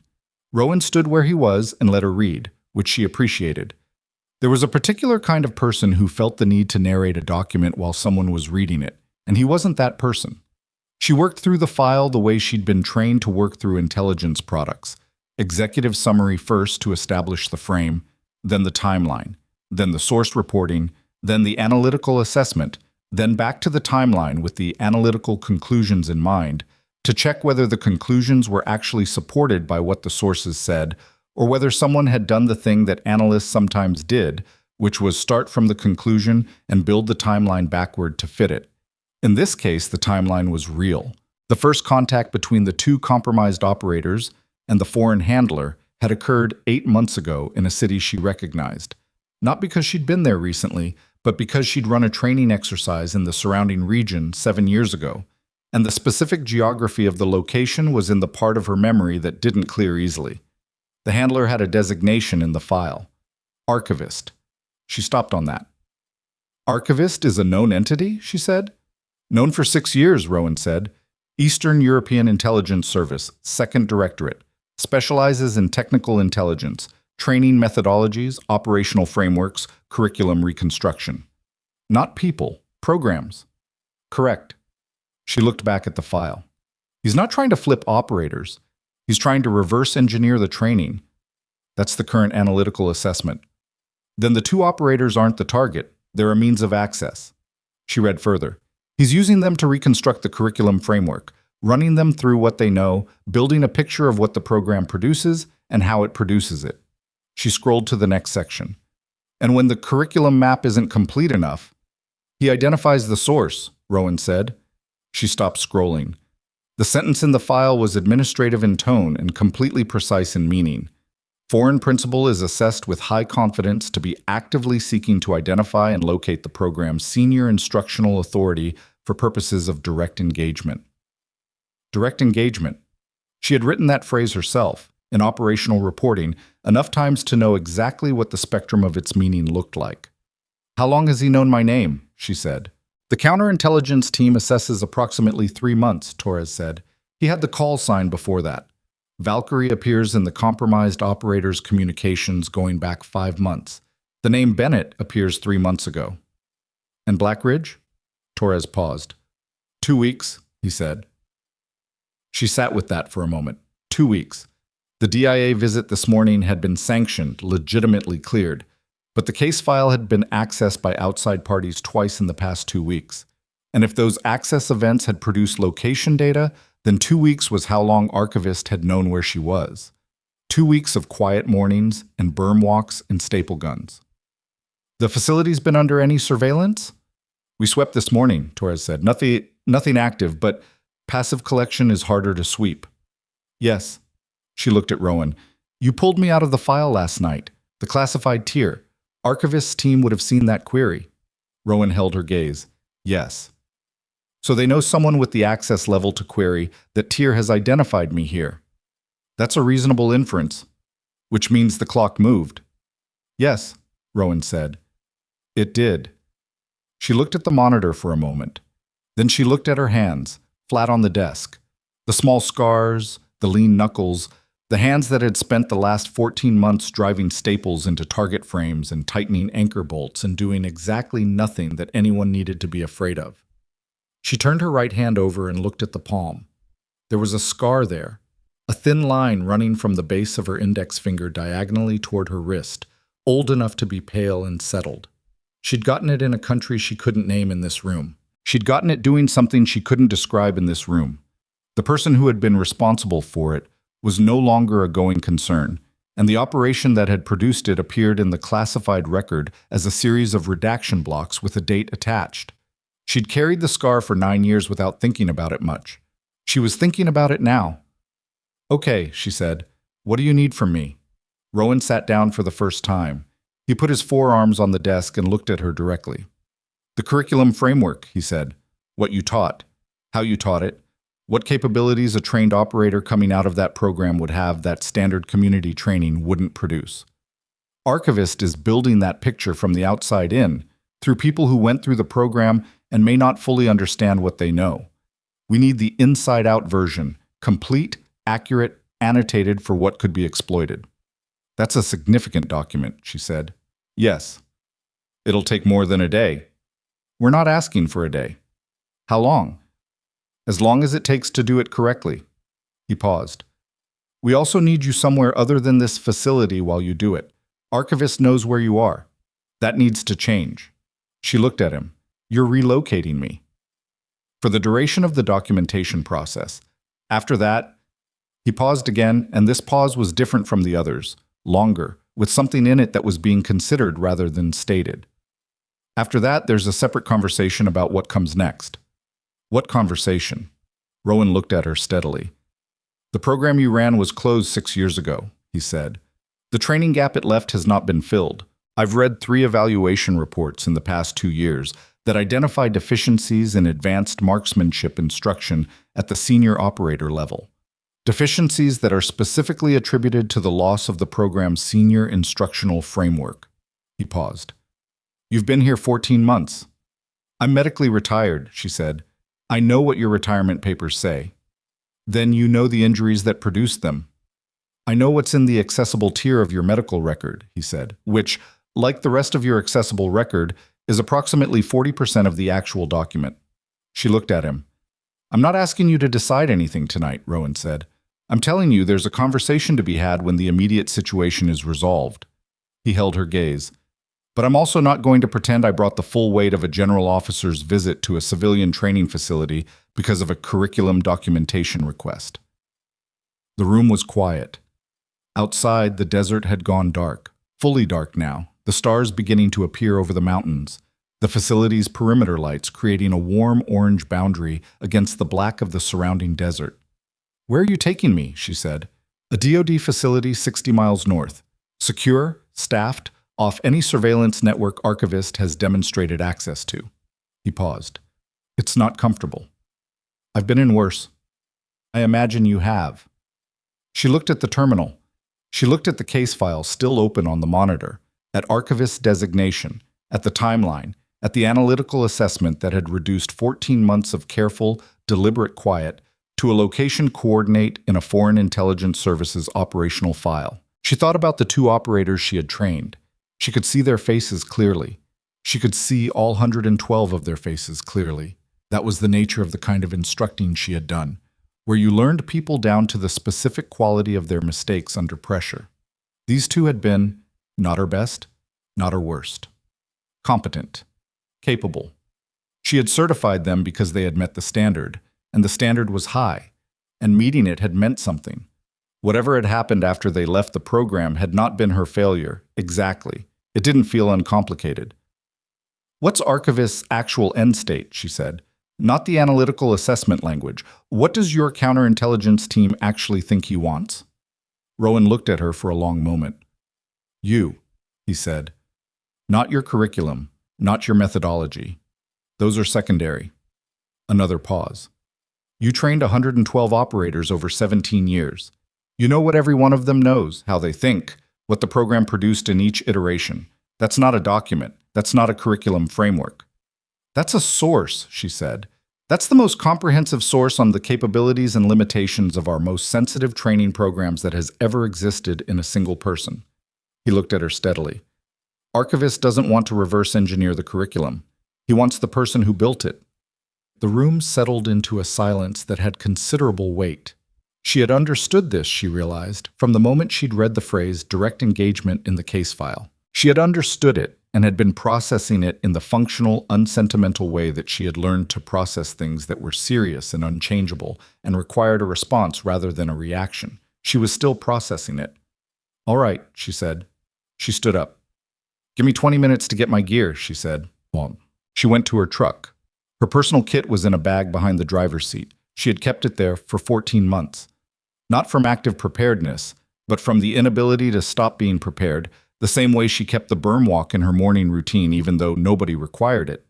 The bag held a change of clothes, a small medical kit, 2 forms of identification, a satellite-capable phone she'd bought with cash, and registered to a name that existed only in a specific documentation set she maintained through old habits, and $4,000 in mixed bills in a waterproof envelope. She had been pretending for 14 months that she kept the bag there because old habits were hard to break. She had not been pretending very convincingly, and she knew it, and she had not examined it too closely because examination led to conclusions, and conclusions led to decisions, and she had been not making decisions on purpose. She took the bag out. She stood in the parking lot in the dark and the cold desert air and held it for a moment. Then she heard the boots on the concrete behind her and she turned around. Pierce was standing at the edge of the parking lot. He was in civilian clothes, jeans, a dark jacket, and he was holding a rifle case that he'd apparently been loading into his own vehicle when she'd come out of the main building. He'd stopped when he saw her emerge with a general and an aide and the specific trajectory of someone who was going somewhere that wasn't home. He stood there for a moment, looking at her, looking at the bag, looking at Rowan's sedan. "You're leaving," he said, "for a while."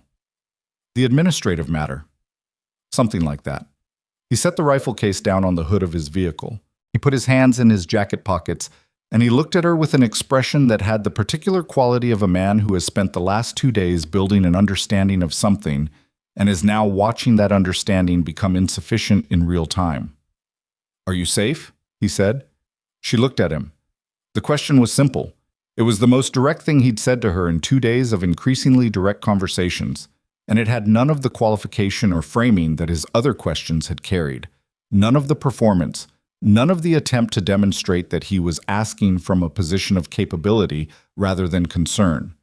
He was just asking. "Working on it," she said. He nodded slowly. "The scope adjustment you told me about this morning," he said.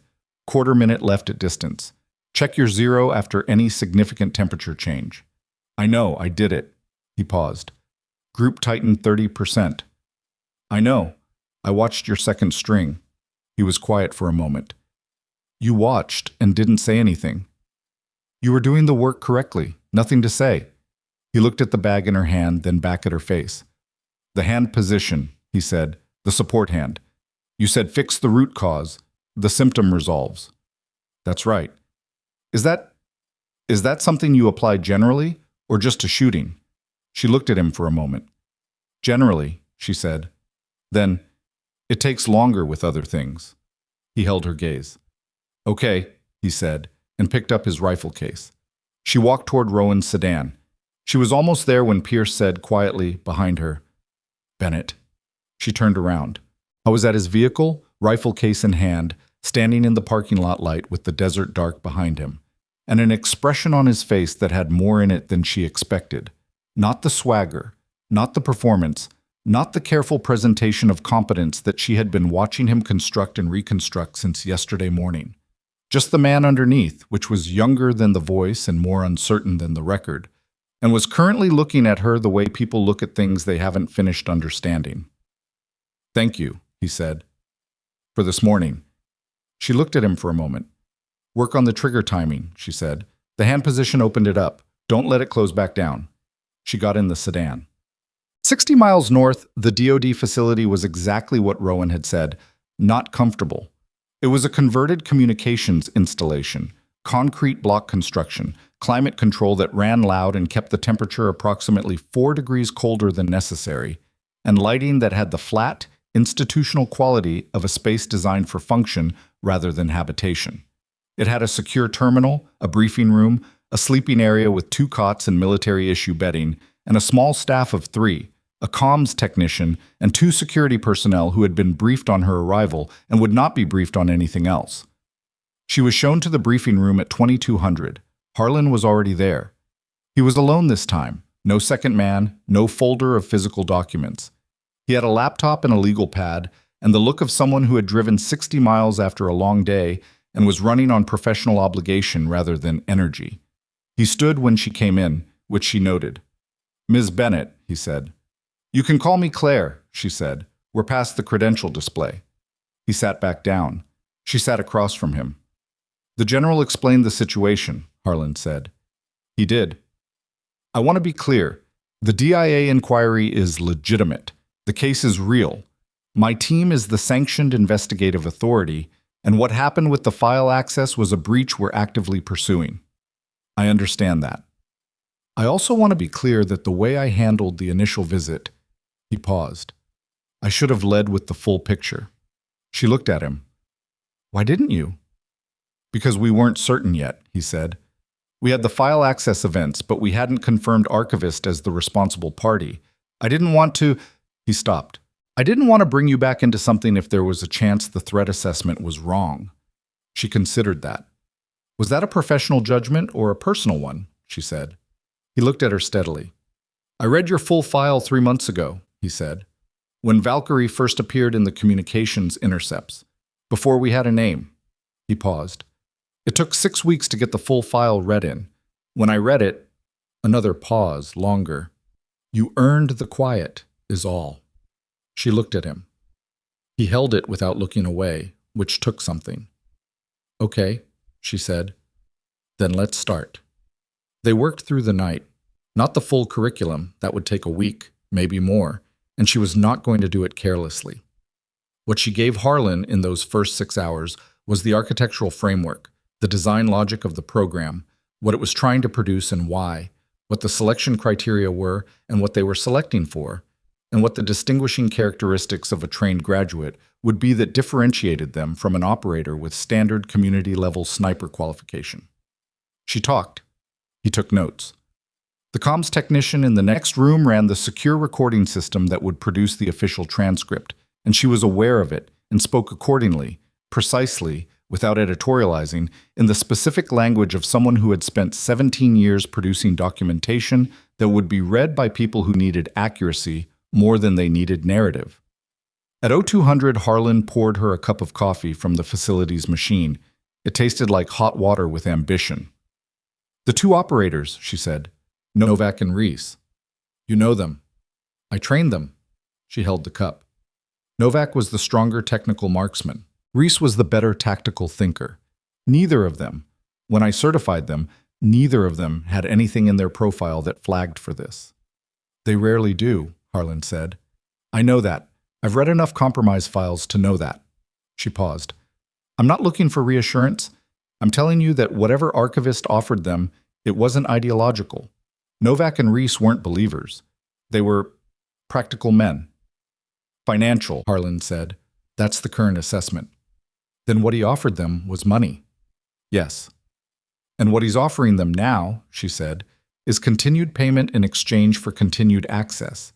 He keeps them generating curriculum information, and when that runs dry, he finds the source, Harlan said. She drank the coffee. How close is he, she said. To finding you specifically? He had Black Ridge. General Rowan's archive query likely confirmed you were still in the area. Harlan paused. Our assessment is that he has enough to task a surveillance asset. Whether he's done that yet. He's done it, she said. Harlan looked at her. It's what I would do, she said. You get the location, you immediately put eyes on it before the location goes stale. You don't wait for analysis.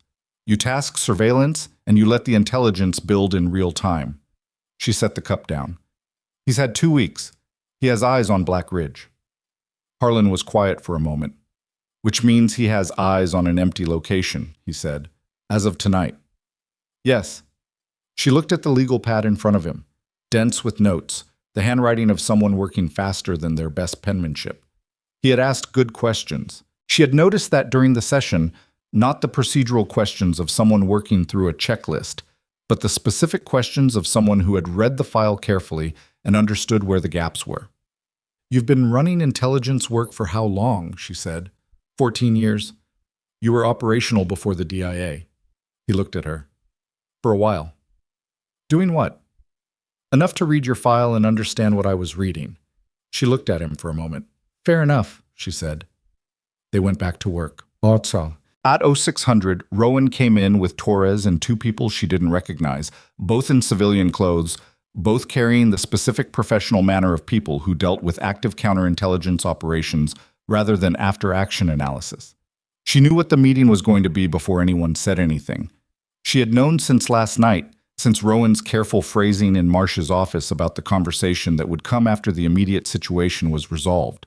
She had spent the night providing the documentation that resolved the immediate situation, and now the immediate situation was partially resolved, and the conversation had arrived. She sat at the briefing table and looked at the people across from it. Rowan sat at the center. On his left, Harlan. On his right, the two people she didn't recognize, a woman in her 40s with the compact, precise manner of a senior operations officer, and a man who said nothing and appeared to be listening to everything. Sergeant Major Bennett, Rowan said. She noticed he had shifted back to the rank, deliberately. We've reviewed last night's session with Harlan, he said. The architectural framework you provided is the most coherent account of the program's design logic, that currently exists in any accessible document. The full curriculum documentation, when complete, will be... He paused, choosing his word.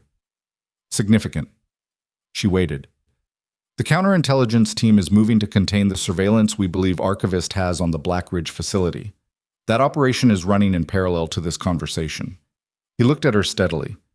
The threat to your location is being addressed. You'll have options about where you go from here.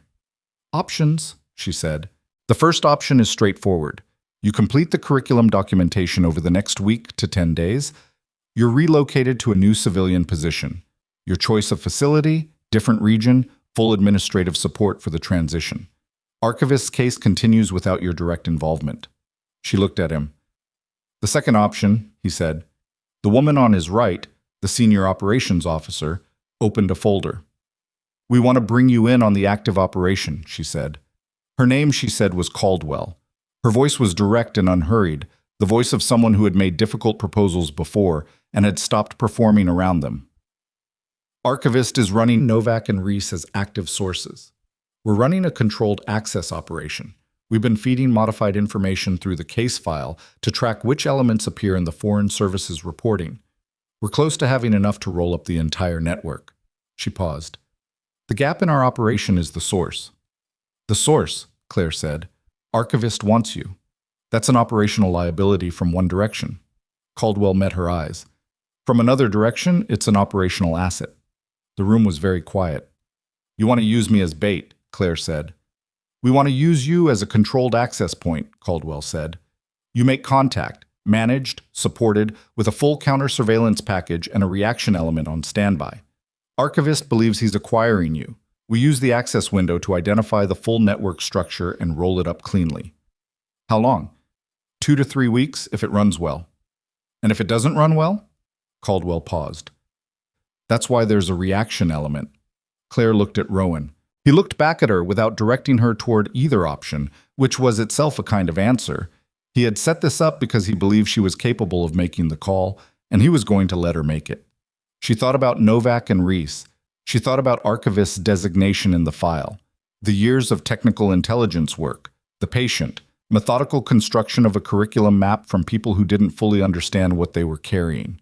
She thought about 14 months, the berm walks, the inventory, the staple gun, and the cargo pants, and the specific mercy of being nobody in particular. She thought about the shot yesterday morning and the way it had felt when the bolt head went. Not triumph, not the performance of competence, just the clean, uncomplicated fact of a thing done correctly, the machinery doing what it was built to do after a long time in storage. She looked at Caldwell. I have conditions, she said. Caldwell opened her pen. Tell me. Full read-in on the network assessment, not the summary, the raw intelligence. She paused. The reaction element. I want to review the personnel before I go in. I've seen reaction elements that were reaction elements in theory and in practice were 20-minute response times and a lot of paperwork. Reasonable, Caldwell said. And Novak and Reese. She paused. I want to know what deal they're being offered, not to negotiate it, just to know. Caldwell glanced at Harlan. Cooperation agreement, Harlan said. Reduced charges, no federal time if the operation closes cleanly. She looked at the table for a moment. They were good operators, she said. When I certified them, they were genuinely good. Whatever happened after, that was a different set of choices. She looked up. That matters to me. It doesn't change anything, but it matters to me. Caldwell looked at her steadily. Understood. Claire sat back. She looked at Rowan. He was watching her with the particular attention he'd been paying her since the tower, since before she knew he was watching, since the berm walk, since the first morning when she'd been just a maintenance worker moving along the target frames in the early desert light. The program, she said, the one you mentioned, the training gap. When this is resolved, Rowan said, if I do this, if I run this operation, and it closes cleanly. She looked at him. I want to have that conversation with the full file on the table. My medical record, complete. The operational record, complete. Not the accessible tier, everything. Rowan held her gaze. Everything, he said. She looked at the people across the table. Harlan with his legal pad and his honest eyes. Caldwell, with her folder and her direct manner and the controlled, calm authority of someone who had run operations in places that would make this one look administrative. The quiet man who hadn't spoken and was still listening to everything. She looked at Rowan. "All right," she said. She put her hands flat on the table. "Tell me about the reaction element." The reaction element was 6 people. She reviewed their files at 0700 in the briefing room while Caldwell sat across from her and drank bad coffee and waited. The files were thin in the way that the files of genuinely capable people are thin. Not because there was nothing to say, but because the relevant material existed in compartments that don't make it into the summary documentation. She read what was there, asked 3 specific questions about the team leader's previous counter-surveillance experience, received answers that were sufficient without being impressive, and said she could work with it. Caldwell looked faintly relieved. "You expected me to say no," Claire said. "I expected you to have higher standards," Caldwell said. "I do. But I also know what's available." She closed the last file. "The team leader, Vasquez. He's run this kind of operation before. Twice. Both closed cleanly. Both times as the supporting element, not the primary." Caldwell paused. "Yes. So he's managed the perimeter. He hasn't managed the principal." She set the file on the table. "I need 30 minutes with him before we run the contact protocol. Not a briefing. A conversation. I can arrange that." "Today." "Today," Caldwell said, and picked up her phone. The operation ran over 19 days. She wouldn't have predicted 19. Her internal estimate, built from the network assessment and what she understood of archivist's operational tempo, had been 10 to 14. But intelligence operations were not precision instruments, and the variables that extended the timeline were the same variables that always extended timelines. Human behavior being less predictable than analysis suggested, assets requiring more management than anticipated, the specific friction of running a controlled access operation against a handler experienced enough to move carefully. Archivist moved carefully. The initial contact came through Novak, a message routed through a communications channel the counterintelligence team had been monitoring for 3 months, indicating that a meeting could be arranged if she was willing. The message used her name, not her call sign. That was informative. It told her he had confirmed sources, not just file access, and that he was confident enough in his intelligence to dispense with the careful indirection that handlers used when they weren't certain of their target's identity. He was certain. She wrote back through the channel Harlan's team had established, a controlled communications pathway that allowed the message to appear to originate from an unsecured personal device while routing through a monitoring infrastructure that logged every transmission and allowed the team to verify content before it went out. The message she sent was 6 words. "Tell me what you're actually offering." Archivist's response came 4 hours later. It was detailed, professional, and genuinely interesting. Not the crude financial proposition she'd half expected, but a structured offer that demonstrated he understood what he was trying to acquire. He wasn't offering money, or not primarily. He was offering something more considered, a consulting arrangement, framed as academic, structured to provide her with a legitimate professional identity in exchange for periodic access to her knowledge of the program's frameworks and outcomes. He had thought about what she might want. He had not thought about it correctly, but he had thought about it, which told her something about how he worked and how he valued his assets. She spent an evening composing her response, which expressed calibrated interest without commitment, raised 2 specific operational security concerns that a cautious person in her position would genuinely have, and asked a question about the arrangement's structure that was designed to elicit information about how his network handled asset management. He answered all 3 points. Harlan read the response and highlighted 6 phrases that the counterintelligence team's analysis connected to specific network infrastructure. The operation extended because Archivist was patient. He didn't push for a face-to-face meeting immediately. He spent 11 days building the communication relationship, asking questions about the program, receiving answers she and Harlan constructed together from modified curriculum material that was accurate enough to be credible and specifically shaped to advance the network mapping. He processed her answers carefully and asked follow-up questions that demonstrated genuine comprehension, which was both useful to the operation and quietly unnerving in the way that competent adversaries are always quietly unnerving. Vasquez ran the counter-surveillance package from a vehicle 2 blocks from the communications facility. He was good. Not excellent, but good. And he improved over the 19 days in ways she could see when she reviewed his daily logs. He had been running a perimeter. Now he was learning to think like a principal, which was a different skill and one that didn't transfer automatically. She told him this on day 7, directly. Your sweep pattern on the east approach, she said. You're running it at consistent intervals. Vasquez looked at his log. 30-minute cycles. Archivist surveillance team, if he's tasked one, will identify the pattern inside 2 days. Vary the intervals. 17 minutes, 43 minutes, 26 minutes. Irregular enough that pattern analysis can't predict the next sweep. He looked at her. You've run your own surveillance, he said. A long time ago. He changed the sweep pattern. On day 14, the network mapping was complete enough for Harlan to brief Caldwell on the full architecture, archivist's handler chain, the communications infrastructure, the financial routing that connected the operation to its parent service. The counterintelligence team assessed they had 90% of the network visible. The remaining 10% required the face-to-face meeting. Archivist proposed it on day 15.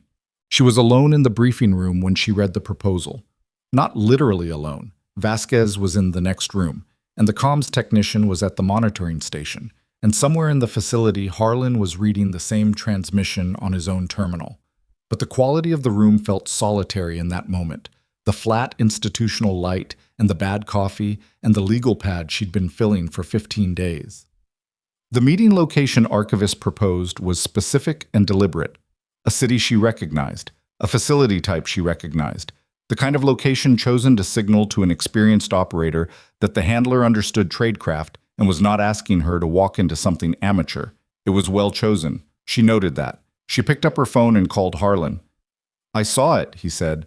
The location is good, she said. He's done this before.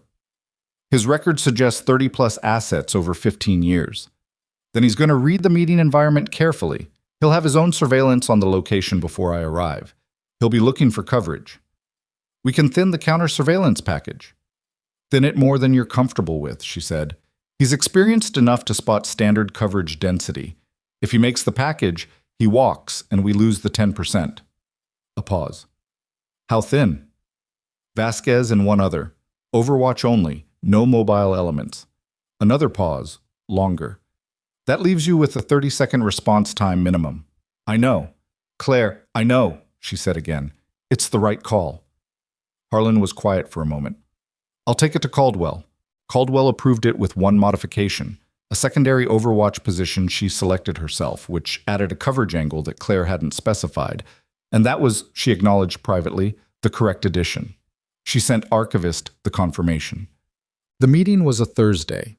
The city was gray and cool, a different world from the Arizona desert, overcast sky, streets damp from morning rain, the particular anonymity of a mid-sized urban environment where no one looked at anyone else with any particular attention.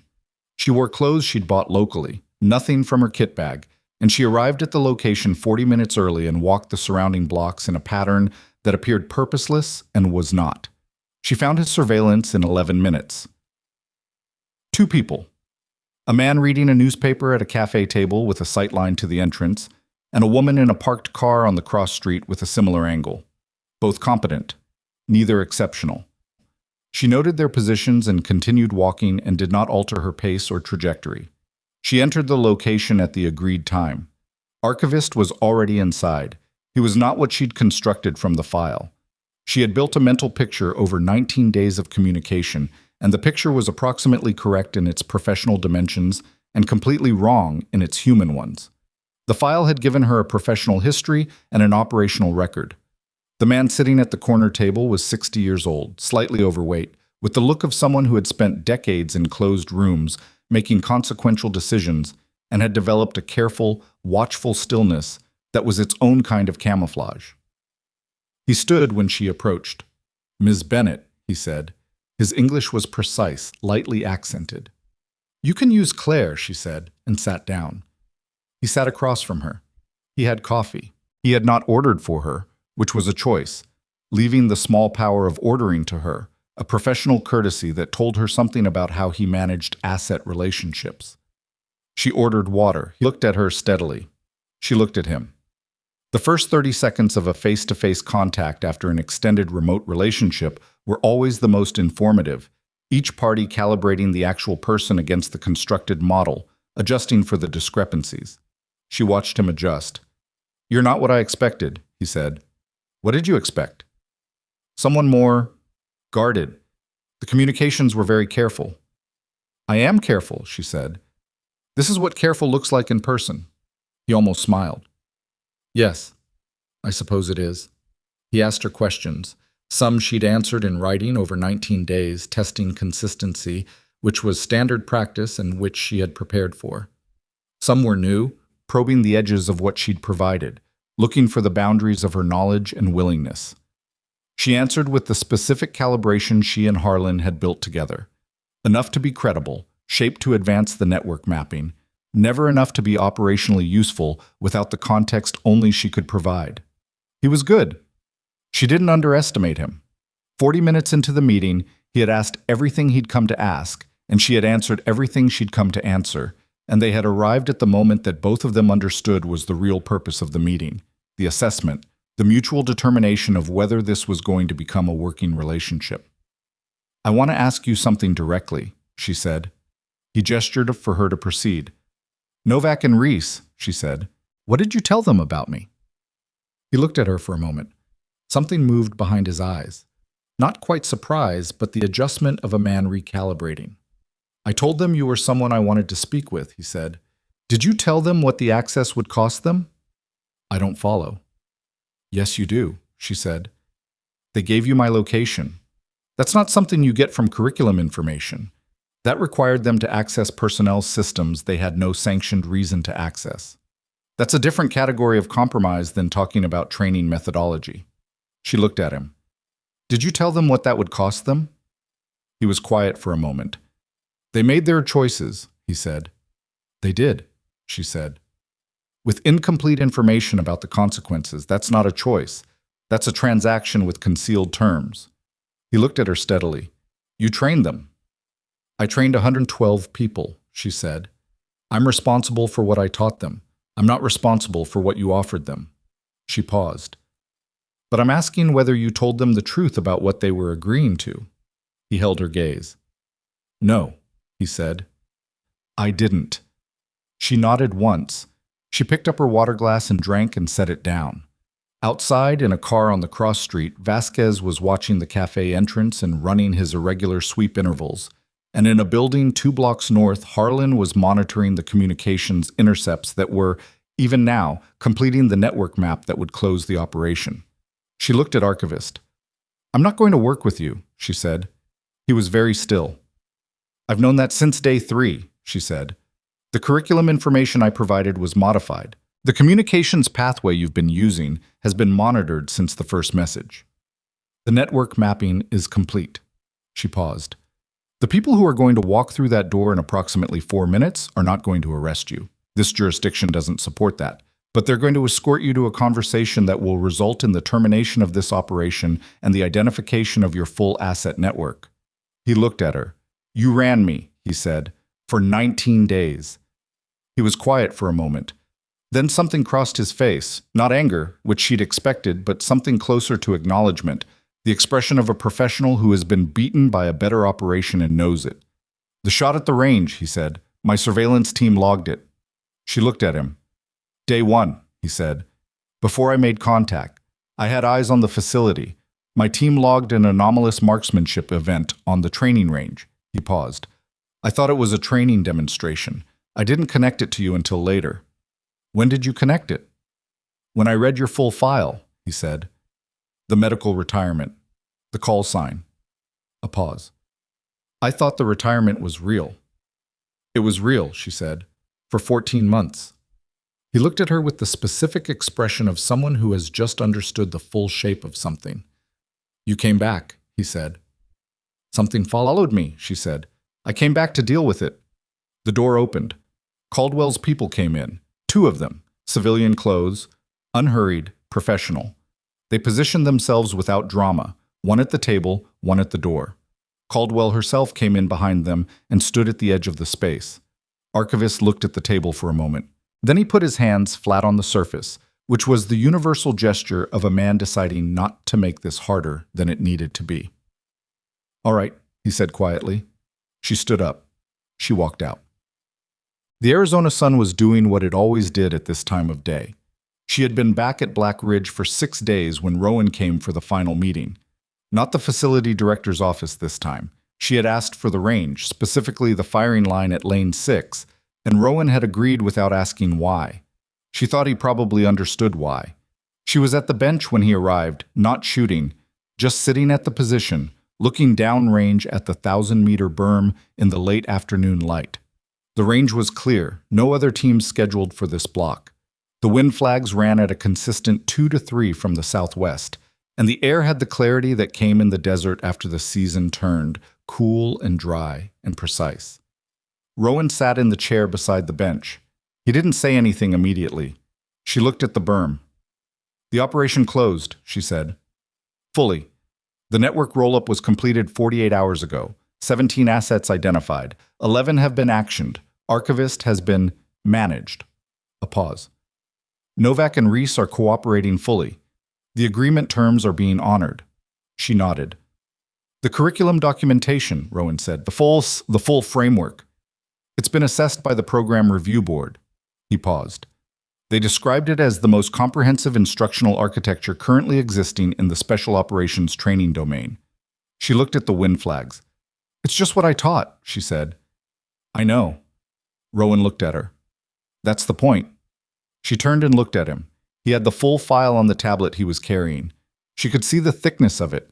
Not 9 pages, not the accessible tier with its redaction blocks, and its 5-page summary of 24 years. The full document. He put it on the bench between them. She looked at it. She thought about 14 months of berm walks and inventories and the specific, deliberate effort of becoming nobody in particular. She thought about the shot on the drive mechanism. The way it had felt. Not triumphant, just correct. The clean fact of a thing done well. She thought about Pierce at the cleaning station at 2200 with a notebook open and 4 words written and crossed out. She thought about Archivist's face when he'd said you came back. She hadn't corrected him in the moment, but she'd thought about it since. She hadn't come back. She had been pulled back. By a problem that had found her address. By a general who had watched her walk a berm at dawn and seen something nobody else bothered to look for. By the specific impossibility of spending 17 years building something and then watching it develop a crack from a distance and doing nothing. She wasn't sure there was a meaningful difference between those two things. She picked up the file. She read her own record for the first time in its complete form. She read the operational summaries she'd filed and then never seen again. She read the evaluation reports that her commanders had written in language that was measured and precise, and occasionally, in the places where precision ran out, something closer to genuine. She read the medical record, all of it, the parts that had produced the retirement paperwork, and the parts that context made comprehensible in ways they hadn't been when she was inside them. She read the commendation narratives for the Silver Star and the Distinguished Service Cross, both of which she had been present for, and neither of which she had been permitted to keep a copy of. She read for a long time. When she finished, she set the file on the bench and looked at the range. "The program," she said. "You want to reopen it." "A modified version," Rowan said. "The review board's recommendation, new structure, updated selection criteria, adjusted for the current operational environment." He paused. "They want you to design it." "Design it and run it." "Yes." She looked at the 1,000-meter berm. "My medical status," she said. "Your medical record, read complete, does not support the retirement classification you were assigned," Rowan said carefully. "The injuries were real. The assessment of their impact on operational capacity was—" He stopped. "It was made by people working from incomplete information." "Someone made a decision." "Someone made a decision," he agreed. "That decision can be reviewed." She looked at him. "I'm not asking you to go back to what you were," he said. "The program you ran, the version you ran, was right for the time it ran in. What I'm asking you to design is something for what comes next." He paused. "You'll have full authority over the instructional framework, selection authority, curriculum design. The program exists within your parameters, not the other way around." She thought about Pierce. She thought about him at 0630 on the range with his data notebook and his trigger timing problem and his willingness, ultimately, to adjust his hand position and let the symptom resolve when the root cause was fixed. She thought about the 30% group improvement and the way he'd said thank you in the parking lot with none of the packaging around it. 112 operators. 24 years. She knew what the work produced. She had watched it produce it, iteration by iteration, person by person, in the specific unglamorous patience of real instruction rather than the mythology of it. I want to redesign the selection criteria from the ground up, she said. Agreed. The curriculum framework review is annual. I set the standards, I review the outcomes, I adjust the methodology. Nobody overrides that without a direct conversation with me. Agreed. And I want to say in where the program is based. She looked at him. Not here, somewhere with better drainage on the East Berm. Rowan looked at her for a moment. Then he laughed. A short, genuine sound. Nothing performed about it. I'll see what I can do, he said. She looked at the range one more time. The wind flags were steady now, southwest, consistent. The 1,000-meter berm sat in the late light exactly where it always sat, patient and indifferent, waiting for whoever showed up with a rifle and something to prove. She stood up. One more thing, she said. Rowan waited. Pierce, she said. His trigger timing issue is a support position problem. He's been working on it for 3 months with the wrong diagnosis. If his team comes back through any facility in my program's rotation, she paused. I want him in the first block. Rowan looked at her steadily. He made assumptions, he said, carefully neutral. He made assumptions and then he sat alone at a cleaning station at 10 o'clock at night writing questions in a notebook. She met Rowan's eyes. That's not the same thing as someone who can't learn. Rowan nodded once. First block, he said. She left Black Ridge on a Tuesday morning. Kowalski walked her to the truck. He carried one of her boxes. She didn't have many, just the kit bag and 2 boxes of things she'd accumulated in 14 months, which was not a lot but was more than she'd arrived with. He set the box in the truck bed and stood with his hands in his pockets and looked at the mountains. You going to tell me where you're headed? He said. North, she said. Better drainage. He looked at her. You were never just maintenance, he said. I was maintenance, she said. For 14 months, I was exactly maintenance. He thought about that. Yeah, he said. Okay. He held out his hand. She shook it. The lane 7 chronograph, she said. The calibration drift is 8 feet per second low. It's been in every weekly log I filed. Someone should fix it before it corrupts another month of training data. I'll get it on the work order today, he said. She got in the truck. She drove north through the desert morning, the mountains ahead going from purple to brown to tan as the sun climbed and the distance closed. The road was empty and straight, and the air coming through the cracked window was cold and clean. She drove without the radio. She thought about Pierce, about where he was right now, probably on a range somewhere, running a drill, working the problem with the adjusted hand position, letting the root cause fix carry the symptom along with it. She thought about archivists sitting in a room somewhere with people who were very professional and very patient, and about the specific expression on his face when he'd understood the full shape of what had happened. She thought about the shot, not with pride. Pride was the wrong instrument for it, something simpler than pride. The clean fact of a capability that had been built over decades of difficult work, that existed independent of whether anyone acknowledged it, that had operated correctly when the conditions required it. A bolt head the size of a thumb, 1,180 meters, winged holding for a second and a half. The machinery doing what it was built to do. She drove north. Behind her, in the parking lot at Black Ridge, the space where her truck had been was just a parking space again. Empty, unremarkable, indistinguishable from any other space in the lot. In a few days, it would have someone else's vehicle in it, and in a few weeks, the people who trained here would stop thinking about the maintenance worker who had disappeared in the middle of a contract cycle. Except for the firing position on lane 6. Bennett Point, they'd been calling it since the morning after the drive system repair.